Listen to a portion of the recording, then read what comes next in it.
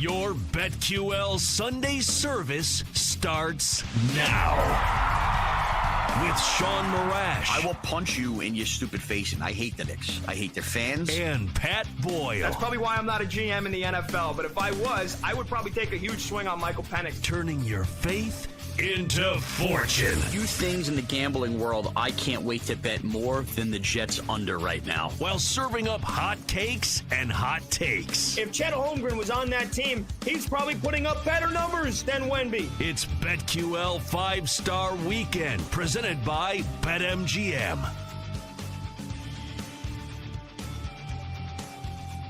Morning, North America, Brazil, everybody listening all over, free on the Odyssey app, coast to coast, pillar to post. It's me, Sean Morash. It's him, Pat Boyle. NFL draft in the books, moving day for a few NBA teams in their series, sweeping day for another team in Minnesota, sweeping day for a team from New York on the ice. Oh, man, cheek tightening day for a basketball team in New York. It is going to be quite the Sunday ahead and already quite the weekend that was. Starting at guard from Loyola, Maryland, number 23, Patrick Boyle. Boyle, how are you? Good, Sean. I don't know why I'm 23 when my jerseys from college baseball is literally framed behind me, or why I'd be from Loyola, Maryland. But hey, how you doing? You look really good today, man. Better than usual. I'm doing good, Pat, and that leads us to say, if you are listening to us and you know you're going to get home at some point and may pop on the phone, twitch.tv/BetQL is where you could find us and see that 35 jersey. I feel good today, Pat. I got a jam-packed Sunday ahead here. The Morash house will be rocking. We're ready to go, buddy. We're ready to go. Everything been good with you? Good little week? Good little weekend? Yeah, well, yeah, my entire emotional state will hinge upon the New York Knicks today, this afternoon, which we will talk about. But yeah, Portly Villager today for you on Long Island with our good buddy Greg Giannotti. You know, that's right. So if you are on Long Island today or New York, I will be appearing, at least during the second half of that Knick game, from about 2:30 to 5, little guest bartending from Greg Giannotti, WFAN's morning show. I'll be having some drinks, hanging out. All proceeds go to, or at least some of the proceeds, I got to look that up, Cystic Fibrosis, the Boomer Esiason Foundation. Uncle Boom's taking care of business. So I'll be there today. Big jam-packed day. Going to squeeze in a little festival in between for the kids, get them on some rides for an hour. So big day. Big day. But it was a big. That's right. Morash, hashtag Morash gives back. Big night that you're going to hit on in a second, and I am going to battle you on. But you know what? What do we do every top of the hour? Get to the point, Sean. Hot takes, hot cakes. Let's go. Good morning, people. Boy, do I need some hot takes and hot cakes. Chris Mack and Sean Marash, give it to them. All right, I'm going to go first. I think Pat's got some juice, baby. So I'm going to go first and just tell you this. From basically the moment the season ended and all of us pig degenerate gamblers could look at NFL futures, we have all said the same thing. Atlanta Falcons to win the NFC South. They were trendy last year, fell apart. Then they signed Kirk Cousins, and it makes all the sense in the world. Until they remind us all why the Atlanta Falcons can't seem to win a division in recent years, and that's with first half immediate mistakes. Now, you heard in our intro to the show, Pat Boyle, love Michael Penix. You know, he's going to make a GM happy. I liked Michael Penix. I wanted my team to trade back in for Michael Penix. So I want to be very careful here not to be too big of a hot take artist during hot take and hot cakes.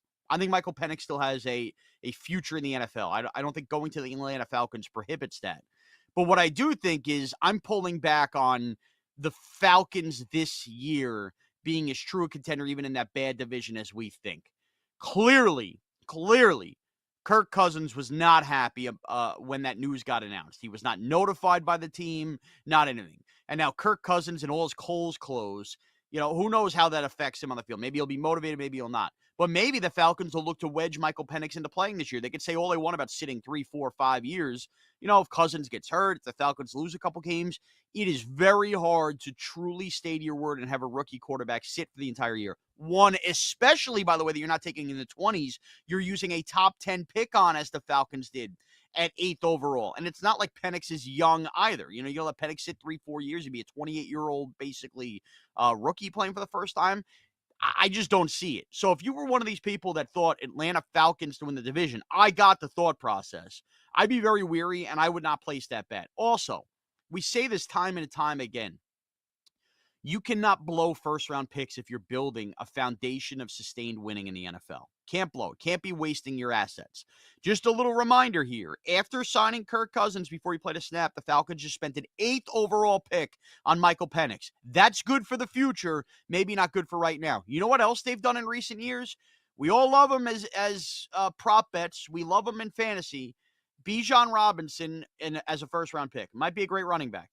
Using your first-round asset on a running back, usually a bad recipe for building a foundation of a team. We're true to that word, right? Kyle Pitts, they had that top 5 pick.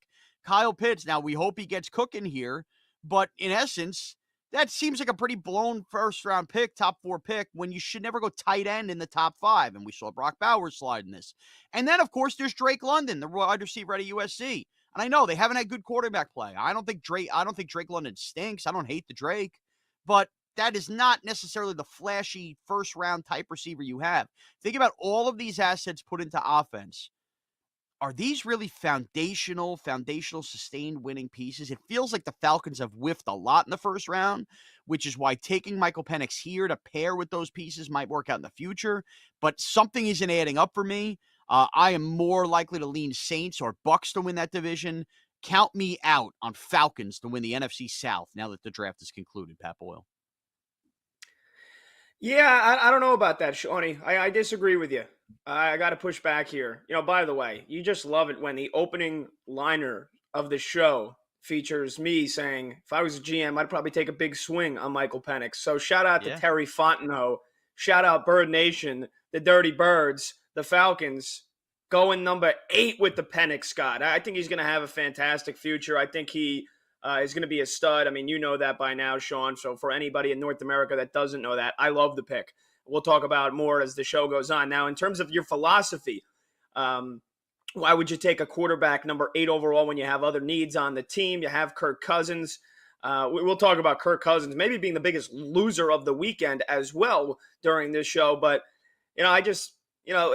why would the Ravens draft Lamar Jackson in the first round when they had Joe Flacco? I get it. It wasn't 8 overall. Pat, I got to stop you right there. If I didn't make this clear, I'm actually one of the rare people in America who doesn't have a problem with the Falcons taking Penix 8th overall if they view him as the future, because Kirk Cousins isn't. My whole point, though, is just I think that they're going to pay the price for the other past first-round misses, and I think that they will transition to Penix this year. I don't buy the 4 or 5 thing, which is why I'm out on them winning the division this year. I actually don't have an issue with them taking Penix because, again, you like your guy, you identify your guy, go take your guy. I like Penix more than most, so I'm fine with the pick. I'm just not fine with thinking that now they're going to win a division this year. Okay, I mean, but that division stinks. We both know that division stinks. So it just goes back to, okay, is Dan Quinn, can he transition from being, once again, a phenomenal defense coordinator into, Raheem Morris? Can Raheem Morris be a great head? Yeah, I don't know why I thought Dan Quinn for a second. Can Raheem Morris, succeed in his first chance as a head coach here? So there's a lot of things that we don't know how is going to play out. Again, we had to have Arthur Smith go up there and tell us every single Sunday why he's smarter than all of us when you have all these weapons on offense and he just refuses to use them, especially in the red zone. So, again, whether Kirk Cousins loses the job, whether he can stay healthy, whether Michael Penix actually sees the field this year and, how early he could see the field this year. And the Falcons had a great squad last year on paper. They just couldn't put it together. You got a fresh head coach, fresh blood in the building, a veteran quarterback, and again, I think a rookie stud that's waiting to shine behind him. Not to put you on the spot here, if the Falcons aren't winning the NFC South, is it going to be Baker and the Bucks? Count me in on the Saints with Derek Carr. Wow. With Dennis Allen, who couldn't tie his own shoes, I think, if you made him do it. I agree. I still believe in Derek Carr. More on that this summer. Okay. All right, let's transition to the loaded weekend of basketball we had, Shawnee. And, again, a little tough for me to defend the brand and for me as a basketball lover to defend it now where it's 2 straight Saturdays where it's Blowout City, National Blowout Association. Everybody, the NBA's product sucks. Nobody watches. Nobody cares. All these guys do is complain. Shut up. All right, yeah, but you can't really defend it. You can't really defend it when there was, and even the Cavs, who had a double-digit lead in the first half, and they just get absolutely wiped off the floor in the second half. So yeah, in terms of you want to, watch an exciting game down the stretch, you didn't really get that until last night. Denver, LA. Nobody beats LeBron James and the Lakers 12 straight times. You could do it 11. You don't beat LeBron James 12 straight times. The Lakers finally punch back. And I love the graphic because this is, I was kind of thinking this going into the postseason, but now I'm really going to stick to it here. And again, LeBron and AD, the Lakers, they have great postseason acumen. LeBron, one of the greatest of all time. Anthony Davis, one of the greatest bigs in the last 40 years. So it's not a knock on them, but it's, the Nuggets are not impenetrable here. Like this series, shoulda, coulda, woulda. If my aunt, the saying how it goes there, Shawnee. I don't want to get the folks too riled up here. You've used it here, yeah. Shoulda, coulda, woulda. The Lakers should be 2-2. Hell, they maybe should have a 3-1 lead.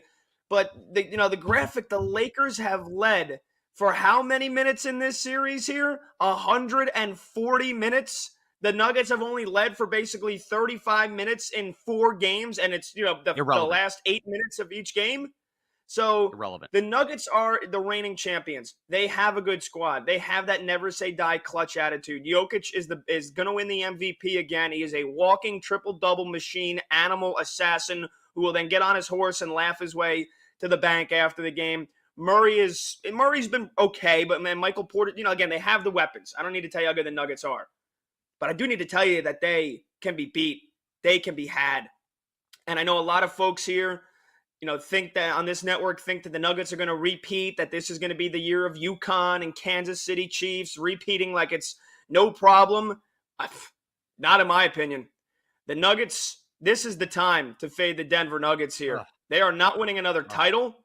They are not winning the Western Conference again, Sean, because the Lakers should have delivered a death blow to them already. And I got to tell you, there are far better teams than the Los Angeles Lakers in this Western Conference, and the Nuggets are going to find that out next round, which is where I do think they go home against Anthony Edwards, who is literally taking the guillotine and smashing it shut on Kevin Durant's head. And if they don't lose to the Minnesota Timberwolves, they're going to lose to Oklahoma City and the Thunder and that unbelievable squad that they have. So, I mean, I'm going to bet that the Nuggets don't win the next, again, they got to finish this series out here, right? I wouldn't put it past the realm of possibilities for the Lakers to maybe win Game 6 in Denver, and then we start getting really angsty in Denver.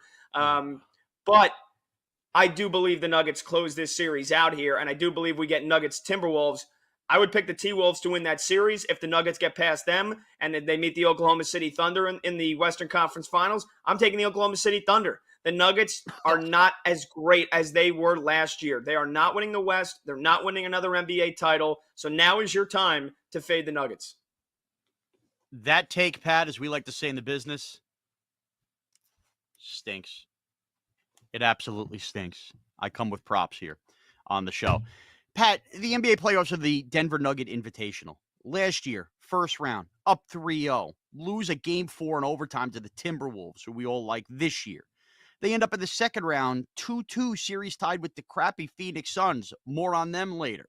Before they finally sweep the LA Lakers. Winning 8 straight playoff games versus LeBron and Anthony Davis is really, really difficult. The Lakers had a moment last night. That's all that was. And oh, by the way, the Lakers are the rare team here with the true physicality and size to, at times, give Jokic fits, which they did last night. LeBron blocking shots, trying to turn back the clock.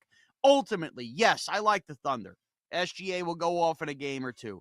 This is not about the Denver Nuggets needing to sweep and steamroll to the NBA Finals. It's about beating the Nuggets 4 times in a series for any one of these teams. And unfortunately, the Western Conference, for as much as we love the Thunder, plus 350 to win the West, or the T-Wolves, plus 450 to win the West, they're not beating the Nuggets 4 times. It's the Denver Nugget Invitational. They will be sitting there, kicked back, taking on the Boston Celtics in the NBA Finals. In the meantime, we just try to clean up and make sure we hit some props and hit some game-by-game bets to make sure we line our pockets before the inevitable NBA Finals. So, way to overreact off last night, pal. Way to overreact. Ooh, they led how many games? About 35 minutes? You sister's ass. It's just the Denver Nuggets spring. It's been the Denver Nuggets year, and it will continue to be so. One minor bump in the road, which they had plenty of in last year's postseason. All right! Who's ready, baby? Who's ready? Not just a bump in the road, though, Sean. Like, not every team is going to choke away in the fourth quarter like the Lakers have done. That's not in the Minnesota Timberwolves DNA. It's not in the Thunder DNA. Every series is different. Speaking of different series, we got a pivotal game 4, Knicks Sixers. Pivotal game 4, Clippers Magic. We got some plays for those games? Oh, we got play. We got to get in the toy box and play. Let's go. It's BetQL's 5-star weekend with the guy who's really not cool and thinks he is Sean Morash. Another guy who probably thinks he's way more cooler than he is, Pat Boyle. Enjoy your breakfast, everybody. We'll be back next. BetQL 5-star weekend will be back on the BetQL network. Presented by BetMGM.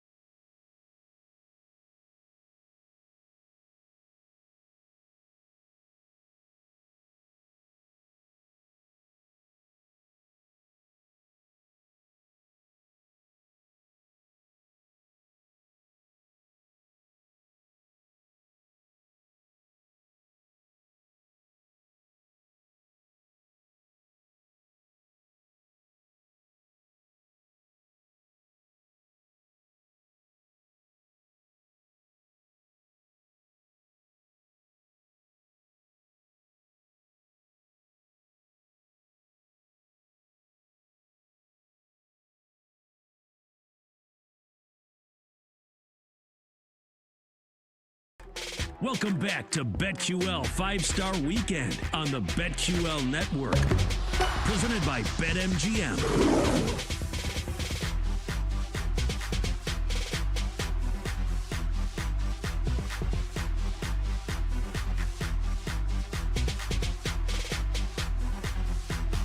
All right, here we go.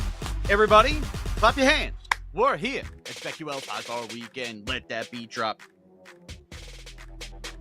All right, big show, big court day. Not for anybody in legal trouble, just for the NBA playoffs. Two biggies. A 2-1 series lead for the New York Knicks in the city of Philadelphia in a game that will tip in about 3.5 hours. A 2-1 series lead for the Dallas Mavericks over the Los Angeles Clippers, a game that will tip 2.5 hours following the Knicks and Sixers tip. So, if we're going to give you just the tip of some of these bets, where are we leaning right now? You should be knowing, as we peruse and our producer Mario is taking care of us.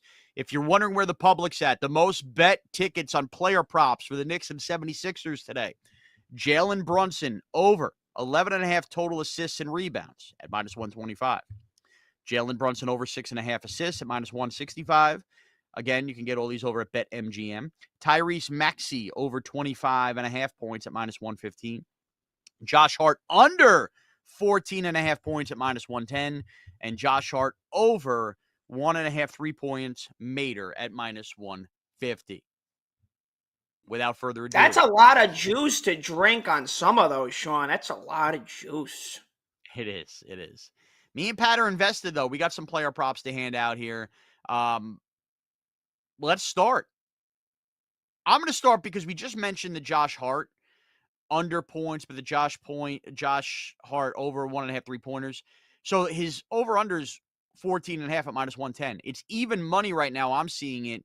Josh Hart to score 15 points in this game. Look, you don't need him to score 20, 25 points. When the Knicks have been at their best, Josh Hart has been hot. I don't think it's a lot to ask him to score 15 points in this game today. I'm getting even money on it. I'm in on Josh Hart clapping back, being a dog in this spot. Whether you think the Knicks win or lose, I think is kind of irrelevant. But if you think the game's close, Josh Hart playing a ton of minutes as he's done in this series, I like him to score 15 points at even money, Pat. I don't mind that one. I like it. I think I'm taking my money elsewhere. Okay. And I was hoping that he was going to have a big game in game 3. I was wrong, but I think Dante DiVincenzo bounces back in a big way today for the New York Knickerbockers. So I'm looking at his over threes here. BetMGM has it at 2.5. But again, you want to drink the juice, Shawnee? Do you want to drink that beautiful juice? It's over 2.5 threes for DiVincenzo, the guy who's made the third most threes in the NBA this year. -155. A little too juicy, a little too sweet around the edges for my liking at the moment. So maybe shop around, see if you can get that like -140, -135. Usually is the most juice that I like to drink on a player prop. Again, you want to take over 3.5. Over 3.5 threes there for Dante DiVincenzo. You're going to get that at plus money. That's something that I definitely like here. Again, DiVincenzo's made the third most threes in the NBA this year behind only Luka Doncic and Steph Curry. And his splits, he's a better shooter on the road this year. 43% from deep on the road, 38% from deep at home. He also shoots it better from the field in general. So he's been a better shooter on the road. And I looked it up, Shawnee. 3 times this year where Dante DiVincenzo previously made 0 threes in a game. That's what he's coming off of game 3. Didn't make a single three, had his minutes eaten into by Deuce McBride because Tom Thibodeau went more defensive. But if Joel Embiid's dropping a 50-burger and Maxey's hitting shots and the Sixers are, they hit 9 threes in the third quarter, you got to fight fire with fire. I'm counting on Tibbs to adjust here and say, you know what, we got to score some points. As defensive-minded as the Knicks are, we got to put the ball in the bucket. So I think DiVincenzo, plays closer to 35 minutes here in this one, his normal workload. And again, I'm going to rely on the guy that's been one of the best three-point shooters in the NBA this year to bounce back. 3 other instances where he's hit 0 threes. He hit 3 the game after that, 4 the game after that, and then 7 So 3, 4, and 7 the last 3 times that he hit 0 threes in a game here. So you know what? Again, shop around. I don't know if I want to do 2.5 at minus 155, but I think DiVincenzo could definitely have a big game here. So over 3.5 threes at plus money, I like that. Patty liked that one a lot. All right, Patty third person likes that one. Patty like. All right, I'm going to pro Sixer prop here. Spoiler alert, I'm leaning Sixers in the game. I think this is the Tyrese Maxey game from home. I think he's over under total. I read it before, 25.5 points, and that's a popular bet on the over. I'm going the extra mile. Tyrese Maxey to score 30 points at plus 210. To me, too good odds to lay off. Think about it. Embiid has just been all world. Maxey's been, for the better part of the series, the second best player on the court. At some point, if you think the Sixers are going to win more than one game here, it's going to be the Tyrese Maxey show. I think that happens today, this afternoon on their home court. Give me Maxey to score 30 points at plus 210, Pat. Okay. All right, another one that I like here. As I get By the way, you know what that screams? That screams, Pat's a Knick fan. Pat likes the Knicks. He's going to hand out a Knick bet later. Doesn't want to argue because that by taking Maxey, that means you think the Sixers are winning. I get it. Well, look, Embiid and Maxey have showed up every single game. So even the first 2 games that the Knicks won, Embiid's had big games, Maxey's had big games. It's, the Sixers' lack of depth that finally showed up in game 3. I get campaign with the ugliest shot known to man hitting threes. I know if Oubre and Batum start hitting some shots. Ugliest shot known to man? Ugliest shot known to man? You should see Mario in a dive bar in Indiana try to talk to chicks.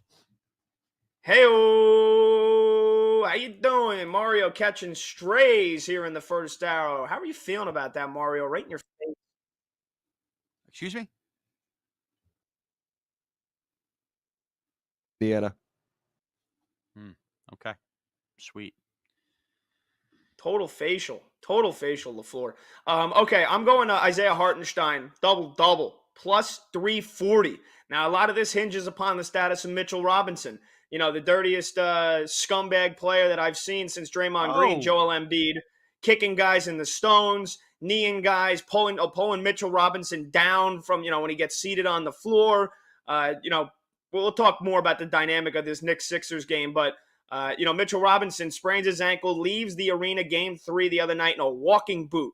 So he's a game time decision. I just, again, if it's optics, whatever, I don't think there's really mind games being played by Tibbs and the Knicks. Mitchell Robinson's not 100%. So even if he plays and suits it up today, he's not going to play a ton of minutes. He only played 12 minutes before he left the game last game. He only played 18 minutes before that. Far cry from the 30 minutes that he played in game 1, closing on defense. So if Mitchell Robinson's limited and it's Isaiah Hartenstein and then maybe you get a couple minutes from Precious Achiuwa, Isaiah Hartenstein double plus 340, to me that is tremendous odds, and I'm absolutely going to take that.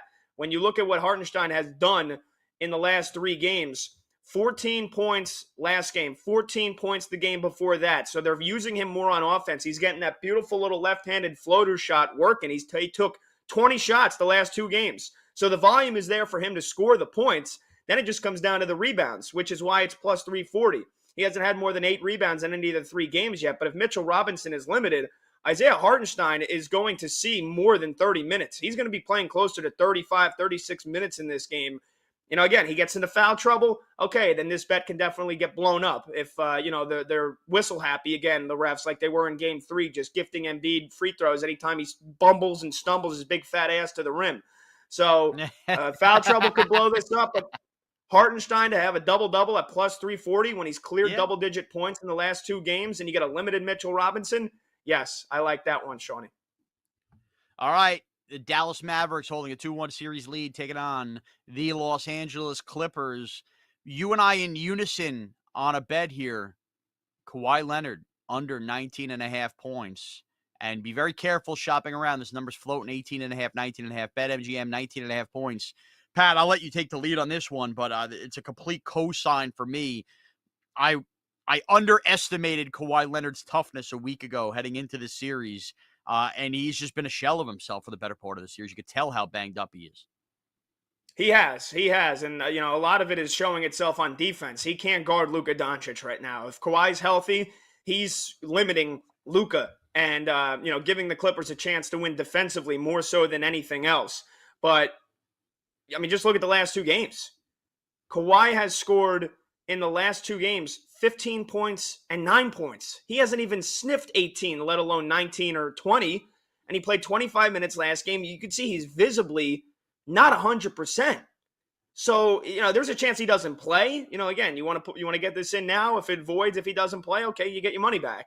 But if Kawhi Leonard suits it up and plays, I just don't see an avenue where he can get to 19, 20 points. I just don't. Call me stupid. Call me an idiot. Maybe, you think this is a trap line. He's got 24 points in the 2 games he's played combined. So now to think that he's going to go get 20 on the road in 3 games where the under has been hammering every single game by numerous points. The over-under in the game 1 was 223.5. We're looking at 209.5 here just a couple of games later because it keeps going under. So there's not a lot of points to go around.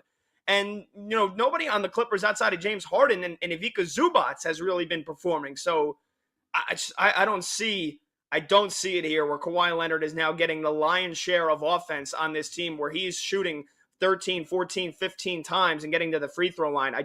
I'd like to be wrong on this one, Shawnee. I don't see how Leonard gets to 20.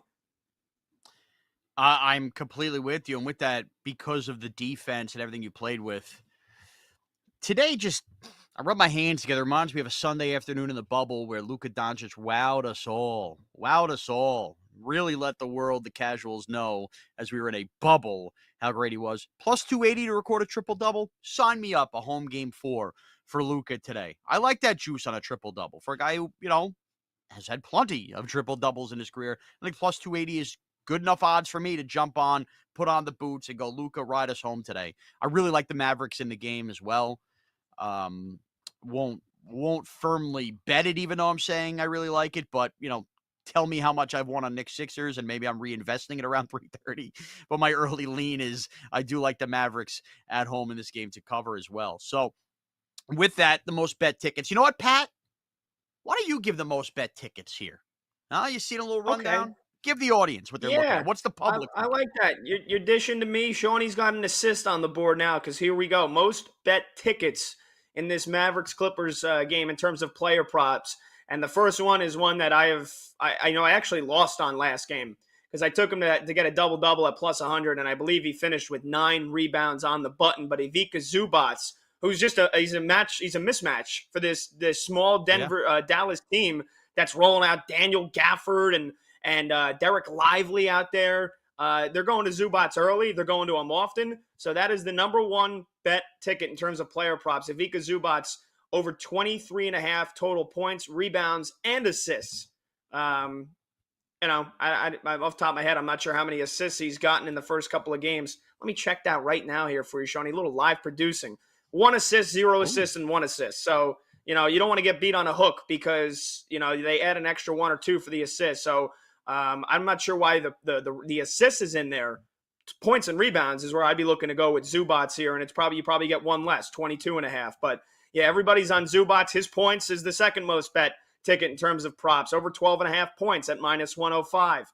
Kyrie Irving is number 3, the third most bet on player prop for this game, over 23.5 points. Kyrie, by the way, was at some very slow first halves and then has been taking over in the third and fourth quarter. So maybe, that number's a little too high for you. Maybe you wait and get in live on Kyrie Irving. If he has another slow first quarter, slow first half, only has 5-6 points in the first half, maybe then you look to take his points live. James Harden, 4th most, 18.5 points. Again, I think a lot of that coincides with, how healthy you think Kawhi Leonard is. If Kawhi's not getting up shots, somebody's got to carry the offense. We saw James Harden do it in game 1, knocking down a ton of triples. I'm sure they would love to start the game with some momentum, some juice, him knocking down 3. So Harden is the 4th most bet player prop, 18.5 points. And then Shawnee, your Luka Doncic. You said it was plus 280, right? Mario's got it listed for us here, plus 220 Luka Doncic to record a triple-double. I just bet it at plus 280, so word to the wise, shop around. As House of Pain would once sing, shop, shop, shop around. Okay. Instead of jump around. Shop around. Music. Oh, it was jump around. I thought shop around. Now, I know you really didn't actually think that. Huh? You really thought it's shop around? Are you serious? No, of course not, you doofus. I've seen every Wisconsin game. They do that at the end of the third quarter. Okay. All right. Well, sometimes I don't Now I've know where thrown to you off. mistake it. Yeah, I don't know sometimes if I should be mistaking your idiocy for a joke or if it's Idiocy? serious. But there you go. Which of those do you like? Do you like Zubats, the big guy getting after it early and often? How do you not after this series? Plus, I like that his last name reminds me of striped pants. And that's the kind of stuff I give you here on BetQL's 5-Star Weekend. Hello? Okay. Hello. Yeah. All right. Well, Is this I'll, thing I'll on? throw us to break here. Coming back, 6 quarterbacks taken in the first 12 overall. Which of them is in a good spot to succeed? Who won't succeed? We rank the best situations for rookie QBs next. Pat Boyle, Sean Marash, BetQL 5-Star Weekend. How you doing? We'll be back.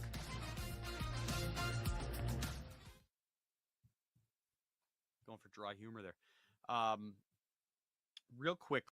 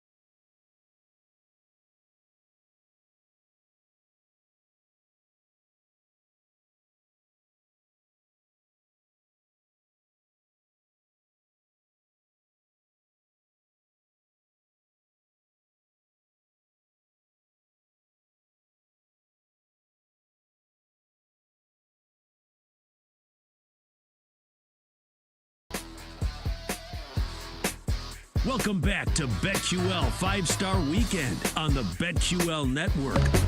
Presented by BetMGM. Ask everybody. Oh, yeah. 30 points. Oh, we were off. Murder, she wrote. Murder, she wrote. This is God, his name is Maxie. He'll come through you through the pain. They got this God named Maxie. He's gonna make you faint.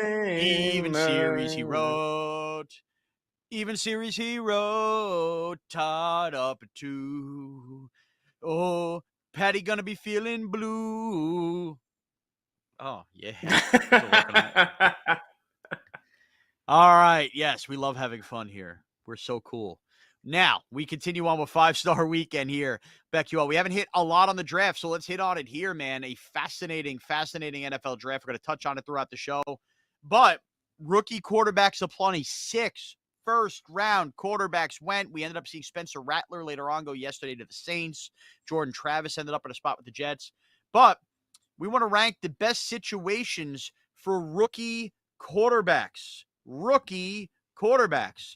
Hello, I'm a rookie, and I'm a quarterback. Not first-round quarterbacks, as I just realized in real time. And we'll talk about the win totals for some of those first-round teams. All right. Should we go 1 for 1 here? All right. Right off the bat, let's just get to it. As I'm looking at Pat's rankings, we kind of write this in on a sheet. So if you hear me reading in real time, that's what's going on. Me and Pat, if we're going 1 through 5, both have J.J. McCarthy as the rookie quarterback in the best situation. And I think that's important to say here because that's the way I interpreted this list, Pat. The best situation they've been put in. Personally speaking, you and I think we're in lockstep, although I've lost track on how many J.J. McCarthy conversations I've had on radio. I don't think J.J. McCarthy necessarily has to be a bad or bust quarterback. I just don't like the ceiling of J.J. McCarthy. I don't think that J.J. McCarthy is ever going to be some kind of elite top 10 type quarterback. Ironically, I could see him having a very much Kirk Cousins-like career, and maybe that's good for people. Situationally, though, it's hard for me not to look across the board at all of the quarterbacks that got drafted and not think when you're putting a guy with the best wide receiver in football and an offensive-minded head coach, how do I not at the very least consider that the best situation for a quarterback to be in? So my actual thoughts on what J.J. McCarthy become are irrelevant here. In a situation, I like the situation he's been put in. Now, we've disagreed a decent amount here to start the show, so it's nice to get, the good guys on the same side here, Shawnee. I'm in lockstep with you. We both don't think J.J. McCarthy is going to be very good, but I totally agree in terms of the situation he has been placed into. I think it is the best of any of these rookie QBs, especially the 6 that got drafted in the first round. Now, Kevin O'Connell, good at developing quarterbacks, good offensive mind, good offensive system. I like that. Justin Jefferson, best receiver in football, sure. TJ Hawkinson, elite tight end, sure. Jordan Addison, good threat who really came on late last season, take the top off an offense, absolutely. And I think the quarterback. Defense. Did I say he could take the top off an offense? He could take the top off an offense too. He could take my top off if I have Jordan Addison touchdown props and he hits one for me. Wow. So he's taking everybody's tops off. Shocking. It's a Shamrock. But Shamrock's got 3. 4-leaf Clover's got 4. You know what you learned about Ireland? Too many leaves. This is 3. Look, 1. Yeah. I can't point at the 1, 2, 3. That's a Shamrock. That's so if you're watching on Twitch, YouTube, and you saw that, the lesson learned there, Pat needs to go tanning ASAP. Okay. With that, let's go to the number 2 quarterback rank. Wait, let me finish my point. Let me finish my point. Finished. No, I didn't finish yet. Can I finish? Are you going to let me finish? I can't respond to that, so just finish. I think a lot factors into this is the quarterback room that he's placed into as well. I mean, Sam Darnold, again, talk about a lame duck.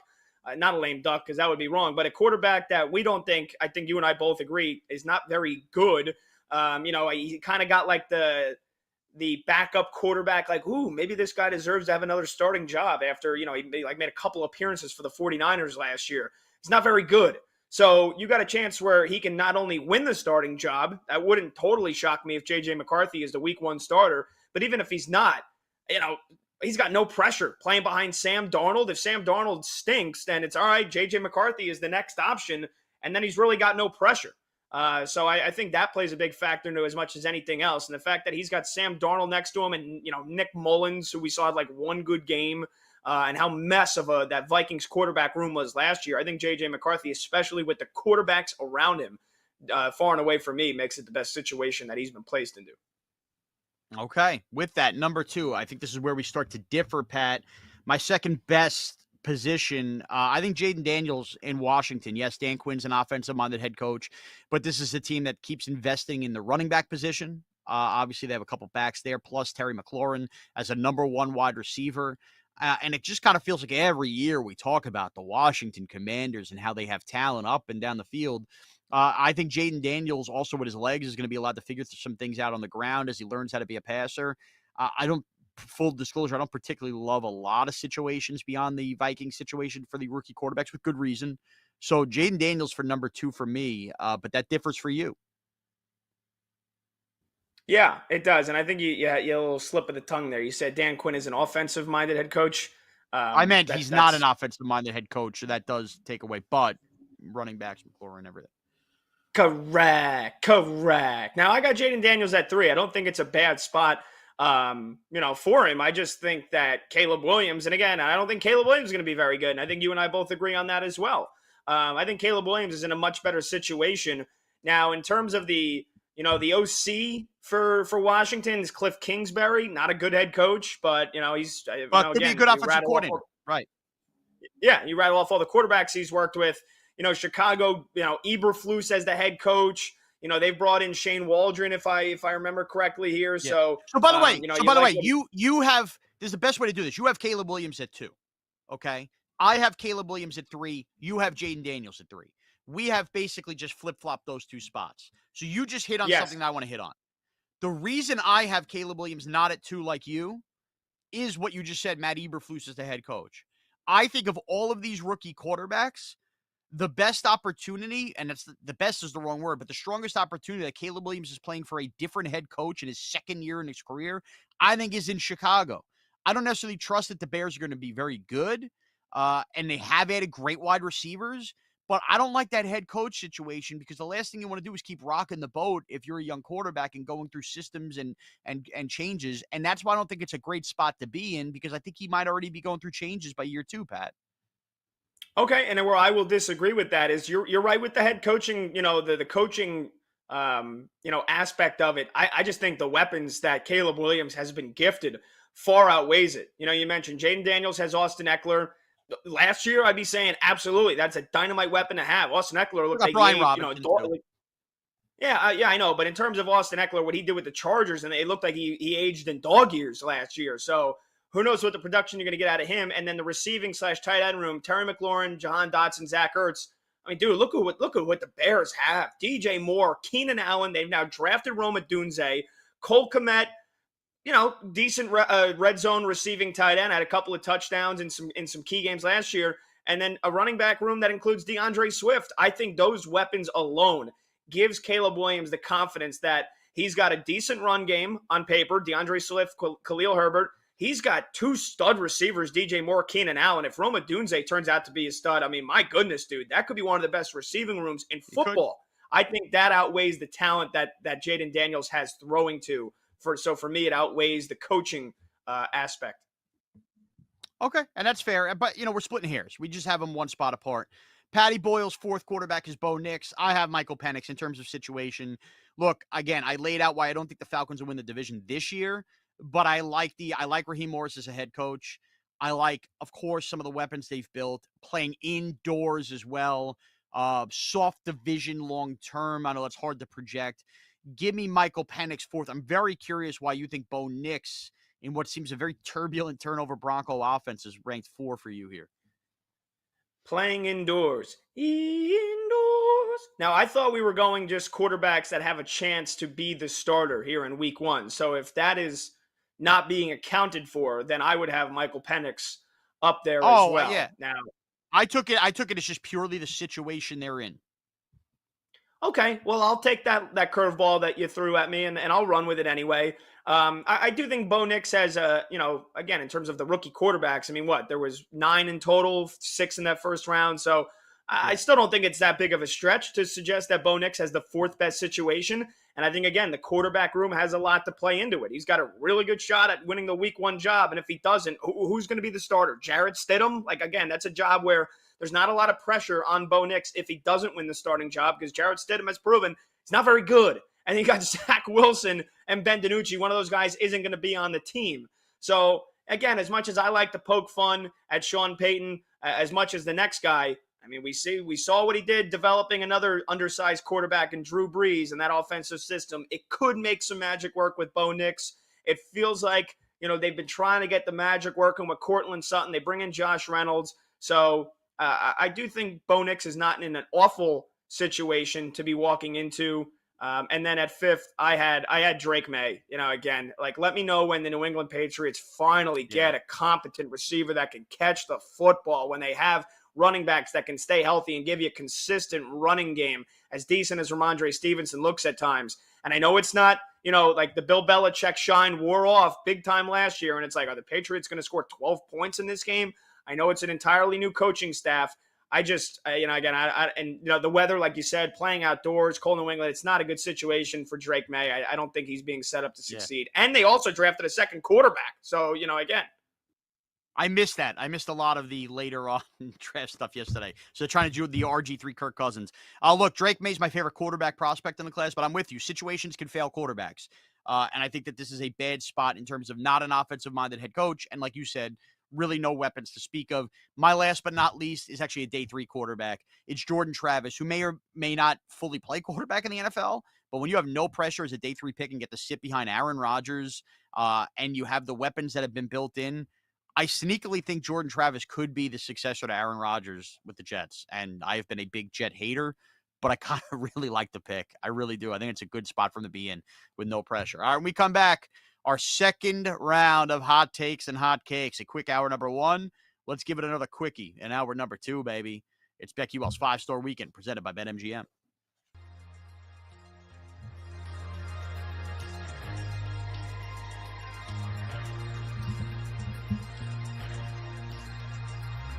BetQL 5-Star Weekend will be back on the BetQL Network.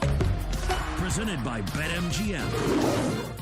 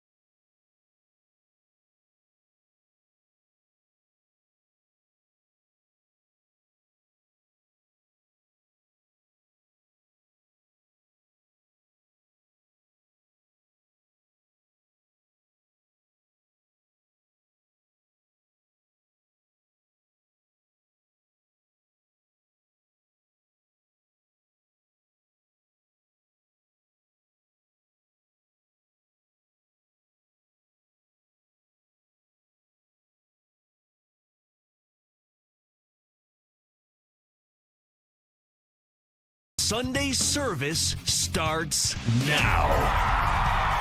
With Sean Marash. I will punch you in your stupid face, and I hate the Knicks. I hate their fans. And Pat Boyle. That's probably why I'm not a GM in the NFL, but if I was, I would probably take a huge swing on Michael Penix. Turning your faith into fortune. Few things in the gambling world I can't wait to bet more than the Jets under right now. While serving up hot takes and hot takes. If Chet Holmgren was on that team, he's probably putting up better numbers than Wemby. It's BetQL 5-Star Weekend, presented by BetMGM.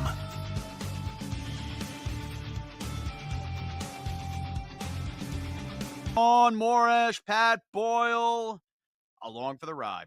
It's a big day on the hardwood, big day on the ice, big day to turn the page on the NFL draft. We have a big day of baseball in which we will give you winners and Mario won't in dingbat of home run hitters coming up at the end of the hour as well. But first, a hot cake is a bet, a hot take is a take. Which one are we going to deliver you to start hour number 2?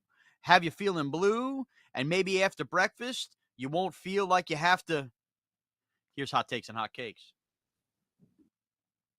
Morning, people. Boy, do I need some hot takes and hot cakes. Pat Boyle and Sean Marash, give it to them. All right, Patty. I hate to tell you this, buddy. My hot cake, the number seems large. I expect the Knicks to be public. Give me the Sixers laying 5. I thought this series was over after 2 games. I really did. I thought that was an unrecoverable collapse in Game 2 earlier this week by the Philadelphia 76ers. And yes, Joel Embiid, dirty play, sure, but hard to fault the guy when he's going through what he's going through with Bell's palsy. I feel horrible for Joel Embiid. I think this team is going to rally around him. He becomes, I think, instantly one of the most sympathetic figures in NBA playoff history after his guarantee, knowing that he's playing through what he's playing through. And I think Maxey has a big day in response. Give me the Sixers laying 5 as my big hot cake here to start off hour number 2. Yeah, I mean, I'm definitely going to push back later in this show, but yeah, I mean, I'm going to be on the other side, to tease what's coming up later on here. I just want to. I want to take issue with what Joel Embiid is sympathetic because half of his face doesn't work. That makes him sympathetic. Pulling Mitchell Robinson down in one of the dirtiest plays I've ever seen. Kicking out and kicking Isaiah Hartenstein in the Stones. First of all, yes, he does some dirty stuff. I've seen it throughout the years. Dante DiVincenzo, by the way, did the same leg move earlier to the Philadelphia 76ers as well this year. There's been video that's emerged of that. The bottom line is this, dude. We don't even know if he knew he could see Mitchell Robinson's legs in that spot. He could have thought it was the broom that sweeps up some of the sneaker sweat from there. Dude, think about it. When have you ever heard of an athlete playing playoff games and dropping 40 after going through palsy? And then you go back and see, his head down, the body language of making the guarantee. That's not an easy thing to go through. We've all seen family members to be able to do that at an athletic level. He becomes impossible not to root for and pull for in this spot. You are out of your mind. You are out of touch with reality. First of all, let's go back to game. America roots for Joel Embiid now. America roots for Joel Embiid, a guy that's the reigning MVP, and yet bitches and moans and cries about every single call for 48 minutes. I mean, he shot a 3 where he didn't even get touched. And then jumping up and down, throwing a little temper tantrum like he's a 6-year-old, not getting his way when he wants mommy to take him to the ball pit.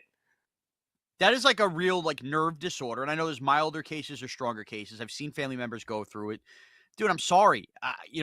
If Jalen Brunson, heaven forbid, ever had Bell's palsy, you'd be basically looking to throw a parade if he was able to still play through it. I really think it's shameful, to be honest, for you, for any Knick fan or anything, to kind of hold disgust for him. I understand we're in the middle of a playoff series and he did something dirty. It's heroic, absolutely heroic what Joel Embiid is doing. And I think America comes together today. And now that we know the condition and roots hard. Are you out of your mind? You're going to pull this sympathy card on me. Telling you what America thinks. You're going to pull this sympathy card on me here because he developed Bell's palsy as if that's like a life-threatening condition or situation that he has. Let me take it back to game 1. Let me take it back to game 1, by the way. Joel Embiid, who's like, he's going through so much. You could see the knee injury is clearly bothering him, and yet he put up 50 points, right? I mean, I'm not knocking that. That was impressive on its own. Yeah, it's impressive on its own. He put up a 50 burger. Sure, like, But okay, with he's a Bell's great palsy, player. He's dude, one of the best players in basketball. Let me remind you though how he re-injured his knee in this series, attempting a self alley-oop dunk like an absolute clown. I'm supposed to feel bad in terms of his knee and his injuries. The guy's injured all the time. That's what but he now is. we That's know who he is. though. He's But hurt now all the time. no. But All I gotta that self hear alley about is now oop, the that Sixers. The self Sixers alley are oop, title. Pat, forget past years. That self alley oop and then the play with Mitchell Robinson. Now you know, like, there are other things going on in his mind, and you cannot fault him for that. You just can't. This is a guy that becomes easy to root for now, to play through what he's playing through. I'm sorry, take it or if you weren't a Knicks fan right now, you'd be looking, go, man, how is this guy doing this? This is incredible. America today rallies after the diagnosis with Joel Embiid. And by the way, how about the fact that it took weeks here to release? It just shows you he didn't want the world knowing what he was going through at all. Again, more heroics. Yeah, like the guy got diagnosed with like ALS or cancer. He got diagnosed with, he can't blink out of one eye. I'm supposed to feel bad for It's him so hard, because man. because one eye can't blink. You act like one eye doesn't work. The one eye just doesn't blink. I mean, he looks like a Frankenstein out there. And yes, he's playing my Hard, team, man. so I don't care what condition he has. Let me remind you, by the way, that the Knicks' second best player is out for the entire postseason in Julius Randle. So don't start giving me the little sad violin sympathy card. America's going to root for Joel Embiid after the dirty plays that you saw full display, 3 of them in the span of 2 minutes. And but you go back to the Dante DiVincenzo play. Kelly Oubre, by the way, that was a game in the regular season, is standing over him, like trying to clown him, trying to sun him. He's standing over him, and Dante DiVincenzo shoves him out of the way. It wasn't even close to what Joel Embiid did. He gets knocked on the floor. He's sitting there. Mitchell Robinson's attempting to grab a rebound, and he grabs at his ankle and tries to pull him down. And you're telling me that I should feel sorry and that America's going to root for this guy because he has a totally harmless condition where he just can't blink out of one eye? I just want to apologize to our audience that we've learned that Pat Boyle can be a little heartless and put sports sometimes in front of humanity. And remind everybody, I am with you, America. Let's go Joel Embiid today. Now, do you have a hot take or hot cake, Pat, before you want to bash dogs with kidney failure next? I mean, what do you want to do? I do. I actually have 2 hot cakes here. I'm coming hot and heavy with the plays here today. Not big plays for me, just things that, I'm going to probably put a half a unit on here. Brook Lopez over 14.5 points. And now again, this is a very interesting day in the NBA where we've got several superstars that are either out or we don't know their health. I mean, Joel Embiid is one, right? I mean, oh, God forbid the guy can't blink out of one eye on his face here. Also dealing with a knee injury. Kawhi Leonard, I'm assuming he's going to play. He hasn't been 100%.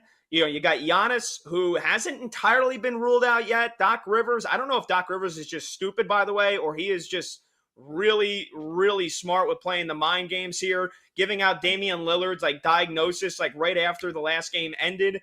Damian Lillard is doubtful to play with the calf strain or the ankle injury that he suffered in that game that he then played through and still has been going off. Giannis doubtful to play. I'm not locking in a bet until I know for sure that both of these guys are ruled out, but something that I have on my radar that I am going to place if both Giannis and Dame are out is Brook Lopez over 14.5 points, right? Because if Giannis is out again and Dame is out, somebody's got to score the basketball for Milwaukee. And Brook Lopez, 3 games so far this series, 11 points, 22 points, and 14 points. And even when Dame has been playing, Brook Lopez has taken no less than 10 shots in each game so far. So, yes, Bobby Portis was a trendy pick for me going into the postseason. I feel like he's a very publicly bet player now. His points are 19.5. I just, I like Brook Lopez. I think you're getting better value on Brook at 14.5 points, a number that he has cleared once. He is hit right on the button another time, and he's going to take at least another 12, 13, if not more, shots in this game. He can also shoot the 3. People forget that. He went 0 for 2 last game. He had 6 threes in game 2. So Brook can shoot the triple, and if Dame is out, they need that 3-point effectiveness. They need the 3 ball from somebody else. Brook Lopez can do it. So I think just out of, if nothing else, he's going to get a lion's share of the offense. He's going to have to take a ton of shots if Milwaukee has a chance in this game. So if Giannis and Dame are both out, I like Brook Lopez over 14.5 points. Not to mention Indiana, we know that they've been soft against opposing 4s and 5s all year long. So I like Brook, and then another prop that I like in that game on the other side, Obi Toppin over 7.5 points. He's been, producing some big minutes for them off the bench. Rick Carlisle's going starter heavy, but Obi Toppin is playing some decent minutes here coming off the bench, running that transition, high-paced, high-octane offense for them. He's taken 11 shots each of the last 2 games. So 9 points in game 2, 15 points in game 3. He's cleared it 2 straight times. I don't necessarily see anything different in the way that the Pacers are going to approach this game offensively to suggest that Obi Toppin's not going to have a chance to clear this. Just a matter of whether or not he knocks down the shots that he has. And, it's not like he's hitting a ton of threes to get there too. He hit 1 3 in game 2, 2 threes last game. So I like Obi Toppin over 7.5 points. That's an interesting bet. By the way, how many people in America not only rooting for Joel Embiid have Obi Toppin props today? So I love that out of Patty Boyle. All right, Pat, with that, let's just transition quickly. Let's get some NFL draft stuff back in here. Hit it hot and heavy. We each have a couple winners, couple losers. Quickly, 2 winners for you. What do you got? Yeah, in terms of the winners of the NFL draft this weekend, I like what the Arizona Cardinals did simply because they made 12 picks, right? I mean, again, say what you will. They got the best receiver in the draft. I don't know. You might disagree with that. You might think Malik Neighbors is better than Marvin Harrison Jr., but Marvin Harrison Jr. don't matter. Yeah, it was the consensus number 1 receiver. The Cardinals got him to pair with Kyler Murray. And, if nothing else, just to keep it quick here and moving along, they made 12 picks. Yeah, they made 12 picks in the draft. So the chances that they hit on 2, 3 of these guys, I think is pretty high here. So, again, they've been bad. That's why they got all those draft picks. But I like the Cardinals loading up here. Some of the other guys that I liked in that draft that they took, Max Melton, corner out of Rutgers. Us being East Coast guys, I watch a lot of Big Ten football. I think Max Melton and Rutgers players, they usually do well in the NFL, and yet Rutgers never wins somehow. So Max Melton to help out that secondary. Trey Benson, the running back out of Florida State, they got him, 3rd round. I like that pick as well. And, I'm not going to tell you, I know everything about some of the guys they got in rounds 5 and 6, but again, they made 12 picks. So I like the Cardinals. I'll let you go here, and then I'll tell you about another team that I thought won the weekend as well. Yeah, I'll start with the Dallas Cowboys. For me, look, you let Tyron Smith go, long-time stalwart there. Say this about the Cowboys. They choke in January, but I think they thrive in April. And being able to get Tyler Guyton there to play tackle, they always address that O-line. They keep chugging through, and that's the best way just to keep that ass of the team not being ass, that O-line winning in the trenches. Great way to do it. And I love Marshawn Nealon, the edge out of Western Michigan. Pure raw talent. And look, the Cowboys just keep adding to the pass rush, get after the quarterback and everything. And then last but not least, I thought Connor Beebe, the guard out of Kansas State, would have been a 3rd-round pick. Think about this. Now they just invested. They should get 2 starters long-term in their offensive line out of the first 3 picks. Not hard. They're over under total 10.5 wins. Not hard to see why the Cowboys continue to thrive on O-line. I absolutely love that. I'll kind of snake draft it here. Jets too. You know me. I make fun of the Jets at every turn. I thought they did the right thing in O-line. Olu Fashanu ties into Tyron Smith there as well. You could get your franchise left tackle long-term there. And more importantly, why this becomes a great draft for me. They took 2 running backs later on, which was interesting. But Malachi Corley right there, top of round number 3. He screams Tyreek Hill, Deebo Samuel type speed to me. And that's just another great weapon to add to everything they already have. Garrett Wilson, Mike Williams, Breece Hall, et cetera, et cetera. I think Corley is going to make plays for that Jet team this year. I thought the Jets had a winning day here, especially when you consider a winning draft, when you consider they didn't have a 2nd-round pick, which makes it very hard to be a winner in that spot. But I thought the Jets were, Pat. Yeah, I agree with you. And then another team where it feels like, the baseball version of the Tampa Bay Rays somehow being good every single year, despite not building a big payroll. It seems like, and it's true, every single year, Howie Roseman crushes the draft and just makes moves that you're like, wow, like all 31 other teams could have done that. Howie Roseman does it. I mean, how many trades did he freaking make? 9, 10 trades, the most ever in the history of the NFL draft. What was the biggest need for the Eagles? Their abysmal secondary that was getting torched left and right last year. He gets Quinyon Mitchell and he gets Cooper DeJean. My name DeJean. For the girls that don't know me, but I can teach you how to Dougie. And they also get Will Shipley in the 4th round, Clemson running back, and they get Jeremiah Trotter, the linebacker, big explosive playmaker that he is. So I think the Eagles had another phenomenal draft, and Howie Roseman making trades, getting a bunch of picks for next year as well. Just hard to look at his track record and say he didn't kill it again. All right, we will pack out the next segment with our draft losers and look ahead to today. A big one is the Suns try to stave off elimination. And as Pat touched on, what can we expect from the Bucks and Pacers? What can we even offer you to expect? We have no idea who's playing for Milwaukee. And maybe revisit a bet that Pat might have been spot on about last week that we feel good about. All right, it's Betql's 5-Star Weekend presented by BetMGM. Dingbat also coming up at the end of the hour. Let's continue to make that shmoney. BetQL 5-Star Weekend will be back on the BetQL Network. Presented by BetMGM.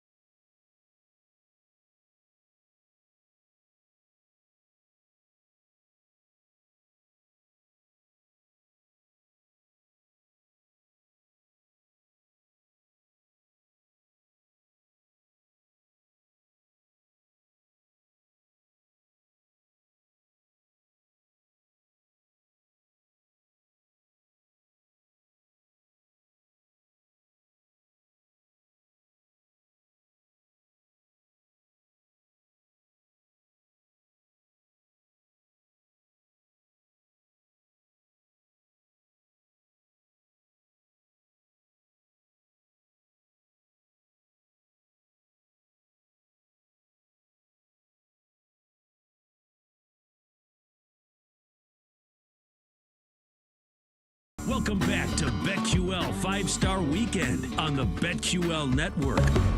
Presented by BetMGM. It's BetQL's 5-Star Weekend here, presented by BetMGM. About 20 minutes away from giving you some home run prop bets of the day. Patty Boyle and Mario went 0 for 3 last week, so we don't have a clear loser.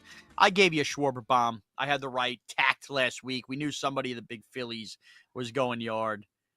You took 3 Phillies hitters. Relax. Right tact, Pat. It's about making money. It's about making money. All right. You want to talk about tact. You're as subtle as the brick in a small of your back. Ooh, is that a real song, or are you just doing like a poetry jam thing? I was Patty Poetry right there. Poetry slam. Can I say something? I want to say something before we get into today's You're on national radio. Yeah, this is a wager-tainment. It's not just about the wagers. We're here for entertainment. Your poetry just brought me to something. And I'm going to go out on a limb here and say our audience on a Sunday morning or on podcast form, free on the Odyssey app, everywhere podcasts are downloadable.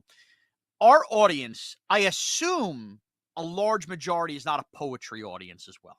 Gonna go out on a limb. The people looking to place bets on Obi Toppin, I imagine, are those not necessarily writing poetry. So I get off, I live in Long Island, work in Manhattan daily, WFAN. I get off the Long Island Railroad, and there is a coffee shop in like this little village, let's call it. You know, those restaurants, bars, to describe to the audience. A coffee shop. I get off a train about 8 p.m. Eastern time. And I walk past this coffee shop to get to my car. Coffee. And every Wednesday or Thursday, I've lost track of the day, that coffee shop that usually closes at like 4 p.m. is open. And it is packed. I would say 50 people jammed in what the size of like a Starbucks would be. 50 people. And there's a big mic, and there's somebody always doing, and it's poetry. And I guess the name is it's a poetry slam.